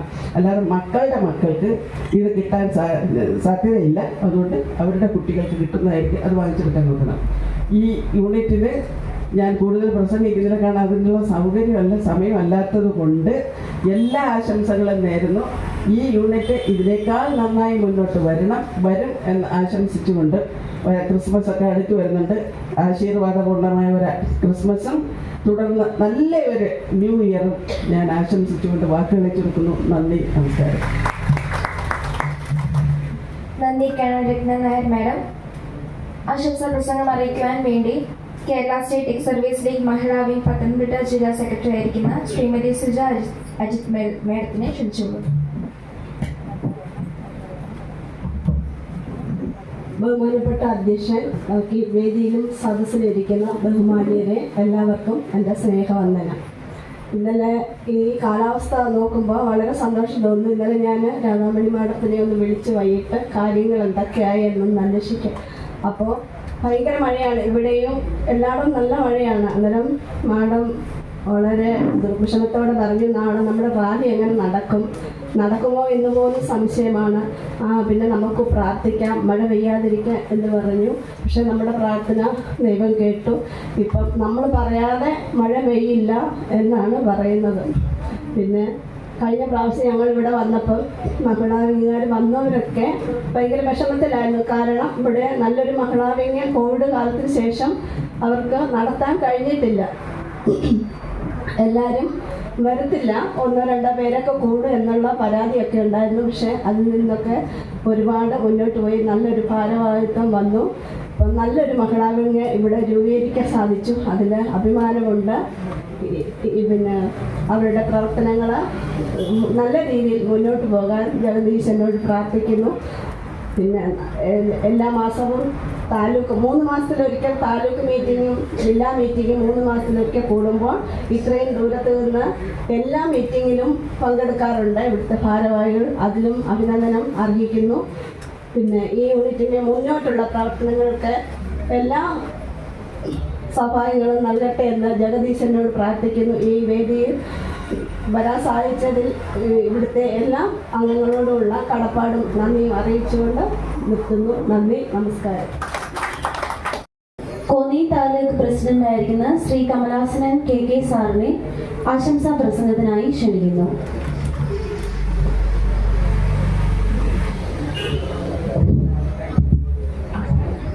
പ്രൗഢഗംഭീരമായിരിക്കുന്ന ഈ സദസ്സിൻ്റെ അധ്യക്ഷൻ ചിറ്റാർ യൂണിറ്റിൻ്റെ പ്രസിഡന്റ് കൂടിയ ഗോപിനാഥൻ സാറിന്, വേദിയിൽ ഉപവിഷ്ടരായിരിക്കുന്ന മഹത് വ്യക്തികൾ, കോന്നി താലൂക്കിൻ്റെ വിവിധ യൂണിറ്റുകളിൽ നിന്ന് വന്നിരിക്കുന്ന പ്രതിനിധികൾ, ചിറ്റാർ യൂണിറ്റിലെ പ്രമുഖരായ അംഗങ്ങൾ, വീർനാരികൾ, കുടുംബാംഗങ്ങൾ, എല്ലാവർക്കും എൻ്റെ സ്വീകാര്യമായ നമസ്കാരം. വളരെ അഭിമാനകരമായ ഒരു നിമിഷത്തിലൂടെയാണ് നാം ഇന്ന് കടന്നു പോകുന്നത്. വിമുക്ത ഭടന്മാരെ സംബന്ധിച്ച് അവരുടെ ഒരു രണ്ടാമത്തെ ഭവനമാണ് ഈ വിമുക്തഭട ഭവൻ. ഒരുമയുടെയും ഐക്യത്തിൻ്റെയും ഒരു അറിയിപ്പാണ് ഈ ചിറ്റാർ യൂണിറ്റിലെ അംഗങ്ങൾ ഇവിടെ ഇന്നത് സാക്ഷാത്കരിച്ചിരിക്കുന്നത്. ഏതൊരു വ്യക്തിക്കും, ഒരു മനുഷ്യന് വളരെയധികം ആഗ്രഹമുള്ള ഒരു കാര്യമാണ് ഒരു പാർപ്പിടം. വിമുക്ത ഭടന്മാരെ സംബന്ധിച്ച് ഈ വിമുക്തഭട ഭവൻ അവരുടെ രണ്ടാമത്തെ ഒരു ഭവനമാണ്. അതോടൊപ്പം തന്നെ ഒരു യുദ്ധസ്മാരകം പണി കഴിപ്പിക്കുക, അതും അവർ നിർവഹിച്ചു കഴിഞ്ഞു. ഏറ്റവും ഒരു വിമുക്തഭട ഭവൻ പൂർണ്ണമാകണം എന്നുണ്ടെങ്കിൽ അതോടൊപ്പം ഒരു യുദ്ധസ്മാരകം തീർന്നേ മതിയാകൂ. എന്താണ് യുദ്ധസ്മാരകം? കേരളത്തിലെ നാം എല്ലാവരും കണ്ടിട്ടുണ്ട് സ്മാരകങ്ങൾ. പക്ഷേ അത് യുദ്ധ സ്മാരകങ്ങളല്ല. രാഷ്ട്രീയ നേതാക്കള് ചരമം പ്രാപിക്കുമ്പോൾ അവരുടെ പേരിൽ നടത്താറുള്ള സ്മാരകങ്ങളാണ്. വിമുക്ത ഭടന്മാരുടെ സ്മാരകങ്ങൾ ഇന്ത്യയിൽ തന്നെ ഡൽഹിയിലും ചെന്നൈയിലും ബാംഗ്ലൂരിലും വലിയ തോതിൽ പണികഴിപ്പിച്ചിട്ടുണ്ട്. കേരളത്തില് പാളയത്തുണ്ട്. അതുപോലെ തന്നെ നമ്മുടെ എയർഫോഴ്സ് സ്റ്റേഷനിൽ ഇപ്പോഴൊരു വളരെ വിശാലമായ രീതിയിലുള്ള യുദ്ധസ്മാരകം പണികഴിപ്പിക്കുവാൻ വേണ്ടി കേരള സർക്കാർ സ്ഥലം കണ്ടെത്തിയിട്ടുണ്ട്. അത് കേന്ദ്ര സർക്കാരിൻ്റെ ഫണ്ട് ഉപയോഗിച്ച് ചെയ്യുവാൻ വേണ്ടിയുള്ളതാണ്. അത് ഇന്നേ വരെ സാക്ഷാത്കരിച്ചിട്ടില്ല. മാതൃരാജ്യത്തിന് വേണ്ടി ജീവൻ ബലിദാനം ചെയ്ത ധീര സൈനികരെ ഓർക്കുവാൻ വേണ്ടിയാണ് നാം യുദ്ധസ്മാരകങ്ങൾ പണികഴിപ്പിക്കാറുള്ളത്. ഇതിൻ്റെ പ്രാധാന്യവും മഹത്വവും എന്താണെന്ന് ചിറ്റാറിലെ കൂട്ടാളികളായ വിമുക്ത ഭടന്മാരത് മനസ്സിലാക്കി. അത് മനസ്സിലാക്കിയതിൻ്റെ പേരിലാണ് ഈ വിമുക്ത ഭവനോട് ചേർന്നുകൊണ്ട് ഈ യുദ്ധസ്മാരകം പണികഴിപ്പിച്ചത്. അതും ഒരു പൊതുവായ ഇടത്തിൽ. ഏതൊരു മനുഷ്യനും ബസ്സിൽ കൂടി പോകുന്നവരും ആരായാലും അവർക്ക് ദർശിക്കാൻ കഴിയും. ഇതിൻ്റെ കാവലാൾ നമ്മൾ തന്നെ ആയിരിക്കണം. നമ്മൾ ഇതുവഴി കടന്നു പോകുമ്പോൾ ഈ യുദ്ധസ്മാരകത്തിൻ്റെ അവിടെ തൊഴുകയോ പുഷ്പങ്ങൾ 2 പുഷ്പങ്ങളോ അർപ്പിച്ചിട്ട് വേണം ഇവിടെ ക്രോസ് ചെയ്ത് മുന്നിട്ട് പോകാൻ. അപ്പോഴേ ഈ പരിപാവനമായ യുദ്ധസ്മാരകത്തിൻ്റെ വില നിലനിൽക്കുകയുള്ളൂ. റോഡ് സൈഡിൽ ഇത് പണിതിട്ട് നാളെ പൊടിയടിച്ച് ഇവിടെ കിടക്കരുത്. ഇതിൻ്റെ ഭാരവാഹികൾ പ്രത്യേകം ശ്രദ്ധിക്കണം എന്ന് ഞാൻ പ്രത്യേകമായി അഭ്യർത്ഥിക്കുകയാണ്. മനോഹരമായ കെട്ടിടം പണിതു. കോന്നി താലൂക്കിലെ വിവിധ യൂണിറ്റുകളിലും യുദ്ധസ്മാരകങ്ങളും വിമുക്ത ഭവനുകളും പണിതിട്ടുണ്ട്. ചില യൂണിറ്റുകൾ വിമുക്ത ഭവൻ പണിത് കഴിഞ്ഞു. അവർക്ക് യുദ്ധസ്മാരകങ്ങളില്ല. അതിൻ്റെ പണി അവർ തുടങ്ങിക്കൊണ്ടിരിക്കുന്നു. നമ്മളെയൊക്കെ കോപ്പി ചെയ്ത് അവർ യുദ്ധസ്മാരകങ്ങൾ, അവർ കൂടി ഒരു പ്രചോദനമാണിത്. നമുക്കറിയാം, വിമുക്ത ഭടന്മാരെയും സൈനികരെയും കേരളത്തിൽ പൊതുവെ ആരും അംഗീകരിക്കാറില്ല. അവരെ എല്ലാം ഒരു രണ്ടേക്കടക്കാരായിട്ടാണ് കാണുന്നത്. അതിൻ്റെ കാരണം എന്താണെന്ന് വെച്ചാൽ പഴയ വിമുക്ത ഭടന്മാരല്ല ഇന്നത്തെ വിമുക്ത ഭടന്മാർ. അവർ സാങ്കേതികമായിട്ടും വിദ്യാഭ്യാസ രീതിയിലും തൊഴിൽ പരിജ്ഞാനത്തിലും എല്ലാം മുൻനിരയിൽ നിൽക്കുന്നവരാണ്. പക്ഷേ നമ്മുടെ സർക്കാർ ഓഫീസുകളിലും മറ്റും ചെന്ന് കഴിഞ്ഞാൽ നമ്മൾ 2ാം കിടക്കാരായിട്ടാണ് കാണുന്നത്. അതിന് മാറ്റമുണ്ടാകണമെങ്കിൽ കുട്ടികളുടെ ചെറുപ്പത്തിൽ നിന്ന് പാഠപദ്ധതികളിൽ നമ്മുടെ ഇന്ത്യയിലെ പ്രതിജ്ഞ എന്താണ്? ഞാൻ എൻ്റെ രാജ്യത്തെ സ്നേഹിക്കുന്നു, മാതാപിതാക്കളെ സ്നേഹിക്കുന്നു, ഗുരുജനങ്ങളെ സ്നേഹിക്കുന്നു. അതോടൊപ്പം ഒരു വാചകം കൂടി ചേർത്ത് കഴിഞ്ഞാൽ എനിക്ക് തോന്നുന്നു ഈ സൈനികരോടുള്ള ആദരവും ബഹുമാനവും കൂടും. സൈനികരെ കൂടി സ്നേഹിക്കുന്നു എന്നുള്ള 4 അക്ഷരം അതിനകത്ത് ചേർത്ത് കഴിഞ്ഞാൽ കുട്ടികളിലും അവരുടെ ചെറുപ്പകാലം മുതൽ നമ്മളുമായിട്ടുള്ള ഒരു ബന്ധം സ്ഥാപിക്കുകയും നമ്മളുടെ അഭിമാനം നമുക്ക് നേടുകയും നമുക്ക് സമൂഹത്തിൽ ഒരു വില കിട്ടുകയും ചെയ്യും എന്ന് ഞാൻ ഈ അഭിപ്രായം പങ്കുവയ്ക്കുന്നു നിങ്ങളുമായിട്ടും. അപ്രകാരം തന്നെ അത് ഉണ്ടായിത്തീരണമെന്ന് ഞാൻ ആശംസിക്കുകയും ചെയ്യുന്നു. നമുക്കറിയാം, വിമുക്ത ഭവന്റെ ഈ പരിപാവനമായ കർമ്മങ്ങളും ഈ കെട്ടിടം പണിയുവാനും എല്ലാം ഇതിന് സുമനസ് കാട്ടിയ ഇവിടുത്തെ യൂണിറ്റിന്റെ സെക്രട്ടറി അനിൽകുമാർ സാർ. അദ്ദേഹത്തെ നമ്മൾ എത്ര അഭിനന്ദിച്ചാലും ഇത് മതിയാകില്ല. നമ്മളെല്ലാവരും ഇവിടെ വന്നിരിക്കുന്നു, സഹകരിക്കുന്നു. പക്ഷെ അദ്ദേഹം ഒരു വലിയ മനസ്സിൻ്റെ ഉടമയാണ്, വളരെ മനസ്സിൻ്റെ ഉടമയാണ്. അദ്ദേഹം അത് ഇത്രയും വിലപിടിപ്പുള്ള ഈ സ്ഥലത്ത് ഇത്രയും സ്ഥലം 4-5 സെന്റ് സ്ഥലം നമുക്ക് ഇതിനു വേണ്ടി വിട്ടുതന്നത് അദ്ദേഹത്തിനും അദ്ദേഹത്തിൻ്റെ കുടുംബത്തിനും ഞാൻ എല്ലാവിധമായ ഭാവങ്ങളും നേരുന്നു. അവര് ഈ മനസ്സ് കാണിച്ചതിൽ അവർക്ക് ദൈവം തന്നെ അവർക്ക് വഴി കാണിച്ചു കൊടുക്കും. അത് യാതൊരു സംശയവുമില്ല. കാരണം വസ്തുക്കൾക്ക് ഇന്ന് വിലക്കുറവാണെന്ന് പറയുന്നെങ്കിലും വസ്തുക്കൾ ആരും വിട്ടുകൊടുക്കാറില്ല. അത് വലിയ മനസ്സിൻ്റെ ഒരു ഉടമയാണ്. നമുക്ക് ഓർക്കേണ്ടതായ ചില കാര്യങ്ങളുണ്ട്. അത് ഓർത്ത് തന്നെ നമുക്ക് പ്രവർത്തിക്കണം. ഇന്നിപ്പോൾ ഈ യൂണിറ്റിൽ വന്നപ്പോൾ എല്ലാം പ്രായമായ ആൾക്കാരെയാണ് കാണുന്നത്. ചെറുപ്പക്കാരെ കൂടി നമ്മുടെ സംഘടനയിൽ അടുപ്പിക്കാൻ നോക്കണം. സംഘടന കൊണ്ട് ശക്തരാകുവാൻ പറ്റുകയുള്ളൂ. അതുപോലെ തന്നെ നമ്മുടെ പഞ്ചായത്ത് തലത്തിൽ നിന്ന് നമ്മുടെ ബഹുമാനപ്പെട്ട മെമ്പർമാരിപ്പം എനിക്ക് അറിഞ്ഞുകൂടാ, അവരുടെയൊക്കെ സ്വാധീനം ഉണ്ടായിരിക്കണം. ഈ വിമുക്ത ഭവന് വേണ്ടി വർഷത്തിൽ ഒരിക്കൽ ഒരു ഗ്രാൻഡെങ്കിലും അനുവദിച്ചു കൊടുക്കുക അതിൻ്റെ മെയിൻ്റനൻസിന് വേണ്ടി.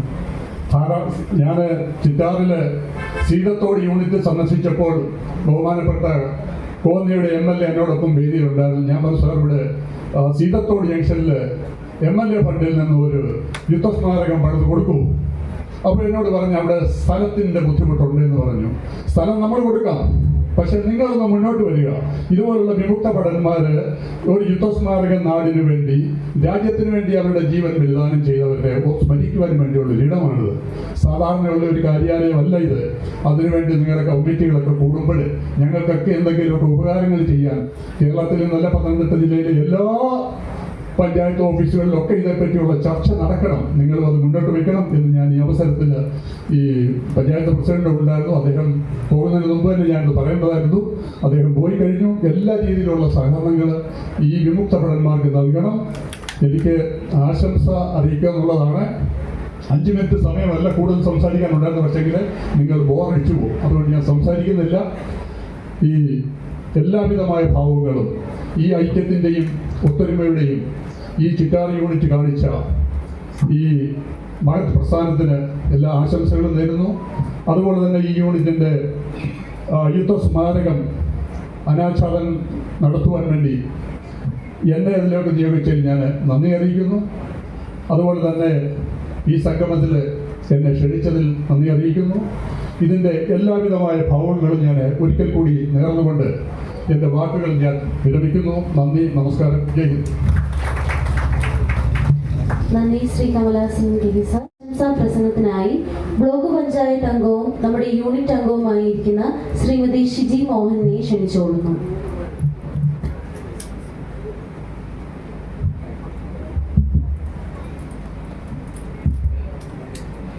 നമ്മുടെ ഈ സമ്മേളനത്തിൻ്റെ അധ്യക്ഷൻ ബഹുമാനപ്പെട്ട നമ്മുടെ ഗോപിനാഥൻ സാർ, നമ്മുടെ ഈ വാർഷികാഘോഷവും കുടുംബ സംഗമവും ഇന്ന് അതിവിപുലമായ രീതിയിൽ തന്നെ നടത്താൻ സാധിച്ചു. എല്ലാവരും പറഞ്ഞതുപോലെ മഴയൊന്നുമില്ലായിരുന്നു, നല്ല ഭംഗിയായിട്ട് തന്നെ നമുക്ക് നടത്താൻ സാധിച്ചത് വളരെ സന്തോഷം.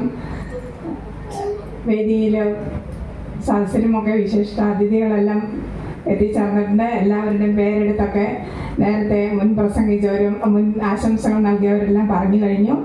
ഇനി നമ്മുടെ സമയം അധികം വൈകിയതിനാൽ ഞാൻ വളരെ കൂടുതൽ കാര്യങ്ങളൊന്നും ദീർഘിപ്പിച്ച് പറയുന്നില്ല. നമ്മൾക്ക് ഈ അടിസ്ഥാന സൗകര്യങ്ങൾ ഒരുക്കി തന്ന ഒരു വിശിഷ്ട വ്യക്തി തന്നെയാണ് നമ്മുടെ അനിൽ സാറ്. അത് പറഞ്ഞാൽ നമ്മൾ വളരെയധികം ബുദ്ധിമുട്ടിയിട്ടുണ്ട് നമ്മുടെ യൂണിറ്റുകൾ ചേരാൻ. അന്നൊക്കെ വളരെ കുറച്ച് ആളുകൾ മാത്രമേ വന്നിരുന്നുള്ളൂ. പണ്ട് ഞാനും ഇതിൽ ഓരോ മീറ്റിങ്ങിനും പങ്കെടുക്കാറുണ്ടായിരുന്നു. SNDP അല്ല, നമ്മുടെ പഞ്ചായത്ത് കമ്മ്യൂണിറ്റി ഹാളിൽ ചേരുമ്പോഴും ഞാൻ വരാറുണ്ടായിരുന്നു. അതുപോലെ ഇവിടെ താഴെ നിലയിൽ നമ്മൾ പ്രവർത്തിക്കുമ്പോഴും നമ്മുടെ യൂണിറ്റ് അംഗങ്ങൾ കുറവാണെങ്കിലും പിന്നീട് മഹിളാ വിങ്ങിൻ്റെ നേതൃത്വത്തിൽ നല്ലൊരു യൂണിറ്റ് രൂപീകരിക്കാൻ സാധിച്ചു. ആദ്യം മഹിളാ യൂണിറ്റ് ഈ പറഞ്ഞ ഇടയ്ക്ക് നിലച്ചു പോയെങ്കിലും അന്ന് ഞാൻ ഈ മഹിളാ വിങ്ങിനകത്ത് വന്നിരുന്നു. അന്നും പ്രസിഡന്റ് സെക്രട്ടറി സെലീന ചേച്ചിയൊക്കെ ആയിരുന്നു. അന്നും നല്ല രീതിയിൽ പ്രവർത്തിച്ചു. ഇടയ്ക്ക് നിലച്ചു പോയെങ്കിലും ഇപ്പോൾ നല്ല ഭാരവാഹികളെ നമ്മൾ കണ്ടെത്തി. അവർ നല്ല രീതിയിൽ പ്രവർത്തിക്കുന്നുണ്ട്. എല്ലാ കാര്യങ്ങൾക്കും അവർ പങ്കെടുക്കുകയും ചെയ്യുന്നുണ്ട്. നമ്മുടെ എക്സ് സർവീസ്മാരായിട്ടുള്ളവർ വളരെ എന്താ പറയുക, ഇപ്പം പറഞ്ഞതുപോലെ തന്നെ അവരുടെ ചെറുപ്പകാലങ്ങളെല്ലാം സേവനത്തിന് വേണ്ടി നീക്കിവെച്ച് അത് കഴിഞ്ഞ് നമ്മുടെ നാട്ടിൽ ഇപ്പോൾ എന്താ പറയുക വിശ്രമ കാലമാണ്. എങ്കിലും അവരെല്ലാം നമ്മളിപ്പോഴും കൺമുന്നിൽ കാണുന്നു. പലർക്കും വയ്യായ്മകളുണ്ട് എങ്കിലും നമ്മുടെ എല്ലാ പ്രവർത്തനങ്ങൾക്കും അവർ മുന്നിട്ട് തന്നെ നിൽക്കുന്നുണ്ട്.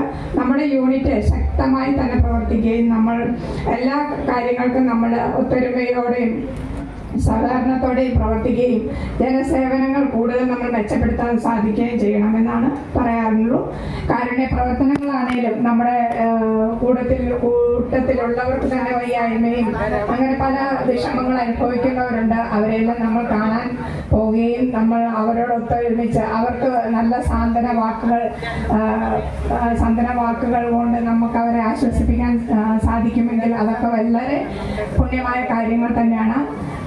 ഈ പറഞ്ഞ തന്നെ നമുക്കൊരു യുദ്ധ സ്മാരകം നമുക്കിവിടെ പണി കഴിപ്പിക്കാൻ സാധിച്ചു. അത് പല സ്ഥലങ്ങളിലും പോകുമ്പോൾ നമ്മൾ എന്താ കാണിക്ക വഞ്ചി അങ്ങനെയുള്ള കാര്യങ്ങളെല്ലാം റോഡരികിലൊക്കെ കാണാൻ സാധിച്ചിട്ടുണ്ട്. അതിലും മനോഹരമായിട്ട് നമ്മുടെ ഏറ്റവും പ്രധാനപ്പെട്ട ഒരു ആസ്ഥാന മന്ദിരത്തിൻ്റെ ഒരു യുദ്ധ സ്മാരകം നമുക്ക് വന്നു കഴിഞ്ഞു. അതാണ് ഇപ്പോൾ സാറ് പറഞ്ഞു നമ്മൾ പോകുമ്പോൾ ഒരു പുഷ്പം അർപ്പിച്ചിട്ട് പോവുക. നമ്മൾ അപ്പോൾ ഈ കാണുന്ന ആസ്ഥാന മന്ദിരം കാണുമ്പോൾ നമ്മൾ നമ്മുടെ വീരമൃത്യു സൈനികരെ നമ്മൾ ഓർമ്മപ്പെടുത്തുന്ന ഒരു യുദ്ധസ്മാരകമാണ്. ഇതെല്ലാം കൺമുന്നിൽ കാണുമ്പോഴാണ് നമ്മൾ TV-യിലൊക്കെ കണ്ടിട്ടുണ്ട് ഓരോ സ്ഥലത്ത് നടക്കുന്ന മരണത്തെക്കുറിച്ചും അവർ വെടിയേറ്റ് മരിച്ചതും എല്ലാം നമ്മൾ കാണുമ്പോൾ നമ്മൾ വളരെ വിഷമത്തോടെയാണ് നമ്മൾ കാണുന്നത്. ഇവരെല്ലാം ആ യുദ്ധമുനയിലൂടെ കടന്നു വന്ന ആൾക്കാരാണെന്ന് നമുക്ക് പറയാതെ തന്നെ അറിയാം. പക്ഷെ അവരുടെ എല്ലാ ഭാര്യമാരിയിരിക്കുന്നു. ഇവരെല്ലാം എന്നെപ്പോലെ തന്നെ പണ്ടൊക്കെ നമ്മളെങ്ങനെയായിരുന്നു ഒരു കത്ത് വരുന്നതൊക്കെ നോക്കി നമ്മൾ വഴിയരികിൽ നിന്നിട്ടുണ്ട്. ഇപ്പോൾ നമുക്ക് അങ്ങനെയല്ല. ഇപ്പം അതിൽ സൗകര്യങ്ങളാണ്. നമ്മൾ മൊബൈൽ വഴി കണ്ടുകൊണ്ടാണ് എല്ലാവരും ഇരിക്കുന്നത്. അന്നൊക്കെ നമ്മൾ എത്രയോ മാസങ്ങൾ കഴിയുമ്പോഴാണ് നമ്മൾ കാണുന്നത്. അതെല്ലാം ഈ അനുഭവിച്ച കുറേ വ്യക്തികൾ അമ്മമാരാണ് ഇരിക്കുന്നത്. എല്ലാവർക്കും അറിയാവുന്ന കാര്യമാണ്. എല്ലാവർക്കും നമ്മുടെ ഈ വേളയിൽ എത്തിച്ചേർന്ന നമ്മുടെ ഓരോരുത്തർക്കും എൻ്റെ എല്ലാവിധ ആശംസകളും നേരുന്നു. ഇനിയും നമ്മുടെ ഈ യൂണിറ്റുകൾ നല്ല രീതിയിൽ മുന്നോട്ട് പോകട്ടെ. എല്ലാവരും നമുക്ക് വേണ്ടി നല്ല കാര്യങ്ങൾ പറഞ്ഞു. ഈ യൂണിറ്റ് ഇനി ഒരു മോശം രീതിയിൽ നമ്മൾക്ക് പ്രവർത്തിക്കാൻ സാധിക്കാതെ ഇത്രയും നമുക്ക് നല്ലൊരു കെട്ടിടം നൽകുകയും നമുക്ക് എപ്പോൾ വേണേലും വന്ന് നമ്മുടെ യൂണിറ്റുകൾ കൂടാവുന്നതുമാണ്. നല്ല നല്ല യോഗ ക്ലാസ്സുകൾ അതുപോലെ നല്ല കാര്യങ്ങൾ ചെയ്യാനുള്ള ഒരു സ്ഥലം നമുക്ക് കിട്ടിയിട്ടുണ്ട്. പ്രായമായവരാണ് എല്ലാവരും ഒരു യോഗയൊക്കെ ഇവിടെ നിന്ന് നടത്തി അങ്ങനെ നമ്മുടെ എന്താ പറയുക ആരോഗ്യമൊക്കെ മെച്ചപ്പെടുത്തി നല്ല രീതിയിൽ പോകാൻ സാധിക്കട്ടെ. എല്ലാവിധ ആശംസകളും നേർന്നുകൊണ്ട് നിർത്തുന്നു. നന്ദി. നന്ദി ശ്രീമതി ഷിജി മോഹൻ. അടുത്തതായി കോന്നി മഹിളാ വിംഗ് വൈസ് പ്രസിഡന്റ് ആയിരിക്കുന്ന ഗീതാ പ്രസാദിനെ 2 വാക്ക് സംസാരിക്കാനായി ക്ഷണിക്കുന്നു.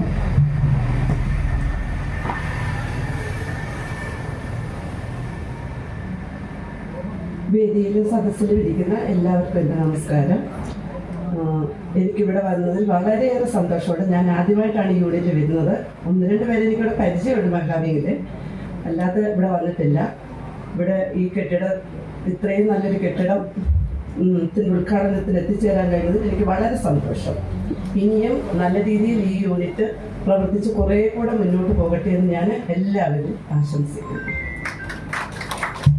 നന്ദി ശ്രീമതി ഗീതാ പ്രസാദ്. അടുത്തതായി ആശംസാ പ്രസംഗത്തിനായി ഗ്രാമപഞ്ചായത്ത് അംഗവും നമ്മുടെ യൂണിറ്റ് അംഗവുമായിരിക്കുന്ന ശ്രീമതി റീന ബിനുവിനെ ക്ഷണിക്കുന്നു.